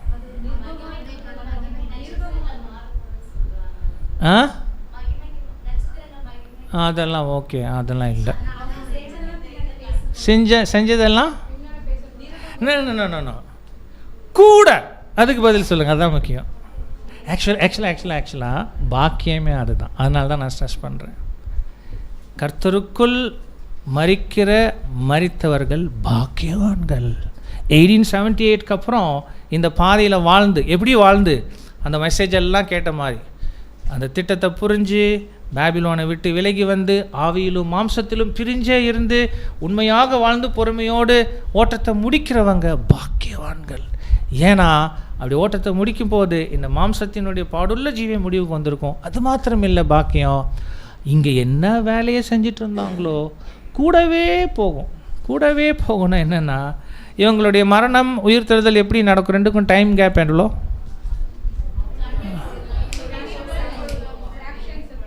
ஃப்ராக்ஷன் ஆஃப் செகண்ட் நடக்குது இல்லை? அதுதான். அப்படின்னா இப்போது வேறு மாதிரி சொல்லுங்கள். 1878க்கு முன்னாடி வாழ்ந்து மரித்த பரிசுத்தவான்கள் கூட தேவனுக்காக, கர்த்தருக்காக, சத்தியத்துக்காக, சகோதர சகோதரர்களுக்காக அருமையான பிரயாசம் ஏறெடுத்தாங்களா? அவங்க ஓட்டத்தை முடித்தாங்களா? அந்த வேலையில் என்னாச்சு? அந்த வேலை தான் என்னாச்சுன்னு கேட்டேன். கேள்விக்கு தான் பதில் சொல்லணும். அந்த வேலை என்னாச்சு? அவங்க செஞ்ச வேலை, அவங்க வேலை என்னாச்சு? It came to an end. முடிஞ்சு. அப்புறம் அவங்க என்ன பண்ணிட்டு இருந்தாங்க? வெயிட்டிங். அப்போஸ்தலன் பவுல் எப்பேற்பட்ட ஊழியர், அவர் எப்பேற்பட்ட ஊழியம். ஆனால் ஓட்டம் முடிஞ்ச உடனே அந்த ஊழியம் என்னாச்சு? ஸ்டாப். அவருடைய ஊழியம் ஸ்டாப் ஆயிடுச்சு. அவர் என்ன பண்ணார்? வெயிட் பண்ணிட்டு இருந்தாங்க. எது வரைக்கும்? 1878 உயிர் எழுப்பப்பட்ட உடனே அவர் என்ன பண்ணியிருப்பார்? அந்த வேலையை மறுபடியும். ஆனால் அந்த வேலை அவர் வெயிட் பண்ண வரைக்கும் என்னாச்சு? ஸ்டாப் ஆச்சு. இல்லை, இப்போ வாழ்ந்து மரிக்கிறவங்களுக்கு அது மாதிரி இல்லை. இப்போ புரிஞ்சுட்டிங்களா? அவங்க மரிக்கிற கணப்பொழுதே அவங்க என்ன ஆவாங்க? அப்படின்னா அவர்கள் செஞ்சுட்டு இருந்த அந்த அருமையான வேலை கூட என்ன ஆகிறதே இல்லை, ஸ்டாப் ஆகிறதே இல்லை. இப்போ புரியுதா? கூடவே கூட. அதான் என்னென்னா அவர்களுடைய கிரியைகள் அவர்களோடே கூட போகும்னா, மாம்சத்தில் இந்த பலகீன சரீரத்திலேருந்து எவ்வளோ வைராக்கியத்தோடு தேவனுக்காக, சத்தியத்துக்காக, சகோதர சகோதரர்களுக்காக வேலை செஞ்சாங்களோ அவங்க ஓட்டம் முடியும். உண்மையுள்ளவர்களாக அந்த முடியும் போது அந்த வேலை ஒருபோதும் நிற்காம, இப்போ அவங்க மகிமையில் உயிர்த்தெழுந்த அதே கனப்பொழுது அதே வேலையை இப்போ மகிமை நிலையிலேருந்து இன்னும் எப்படி செய்வாங்க? முன்னை விட நல்லா செய்வாங்களா இல்லை குறைவாக செய்வாங்களா? ரொம்ப பிரமாணம். ஸோ அப்போ அந்த அந்த அந்த பாக்கியம் வந்து அது நமக்கு அங்கே இருக்குது. பாருங்கள், இந்த பாக்கியம் யாருக்கு தான்? இந்த பாக்கியம் யாருக்கு தான்? நமக்குன்னா யார்? நாமோ இது முதல் 1878க்கு அப்புறம் பாருங்கள், அது பெரிய விஷயம். அதனால் நம்ம பெரியவர்கள் கிடையாது. அது தேவனுடைய கிருபை, தேவனுடைய சுத்த கிருபை. பட் அந்த டிவைன் பிளானில் நமக்கு எப்பேற்பட்ட ஆசீர்வாதம் வச்சுருக்கிறாங்க அங்கே தெரியும். அப்போ உடன்படிக்கை பண்ணினோம், உண்மையாக வாழ்ந்துக்கிட்டே இருந்து மறிக்கிறோம். அப்பயும் அந்த வேலை என்ன ஆகுது நம்மோட? ஆனால் அதை மறிக்கிறதும் உயிர்த்தெழுறதும் ஒரே கனப்பொழுது தான் அங்கே இருக்கும்போது அந்த வேலை முடிவுக்கே வருதில்லை. ஆவியானவரும் ஆம் என்று திருவுளம் பற்றுகிறார் என்று சொல்.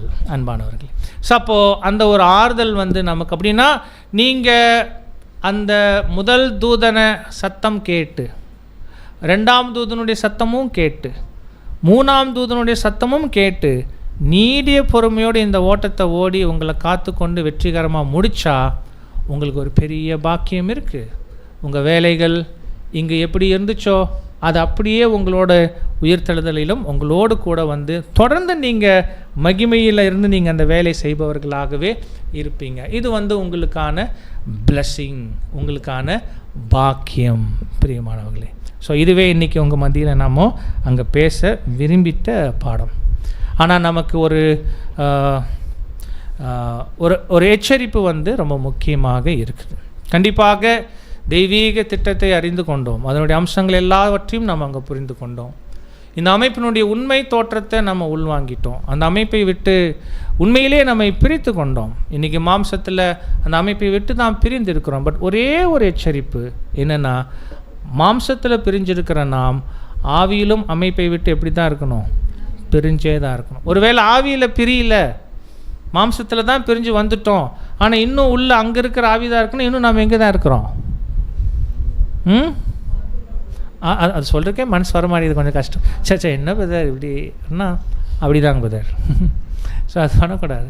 ஸோ அப்போ என்னென்னா, ஆவியோடும் உண்மையோடும் தொழுது கொள்ளுகிறவர்கள்னா ஜனிப்பிக்கப்பட்டவர்கள்னா ஜனிப்பிக்கப்பட்டவர்கள், ஷீஷர்கள்னா ஷீஷர்கள், சரீரத்தின் அங்கம்னா சரீரத்தின் அங்கம், பரிசுத்தவான்னா பரிசுத்தவான். அப்படியே நம்மை தெளிவாக பிரித்து காத்துக்கொள்ளணும். இந்த ஆபத்தான மிக்சிங் வந்து பண்ணக்கூடாது. பரிசுத்தம் உள்ளதோடு அசுத்தமானது என்ன பண்ண வேண்டாம்? மிக்ஸ் பண்ணாதீங்க. உலகத்துக்கு உரியவைகளை மிக்ஸ் பண்ணிடக்கூடாது இந்த ஜீவியத்தில். தேவன் தாமே நாம் யாரும் ஆசீர்வதித்து நடத்துவாராக. ஆமென். இது போன்ற அநேகம் ஆழமான சத்தியங்களை முழுமையாக பார்க்க நமது சத்திய கருவூலம் யூடியூப் சேனலை சப்ஸ்கிரைப் செய்து பயன்பெறுங்கள்.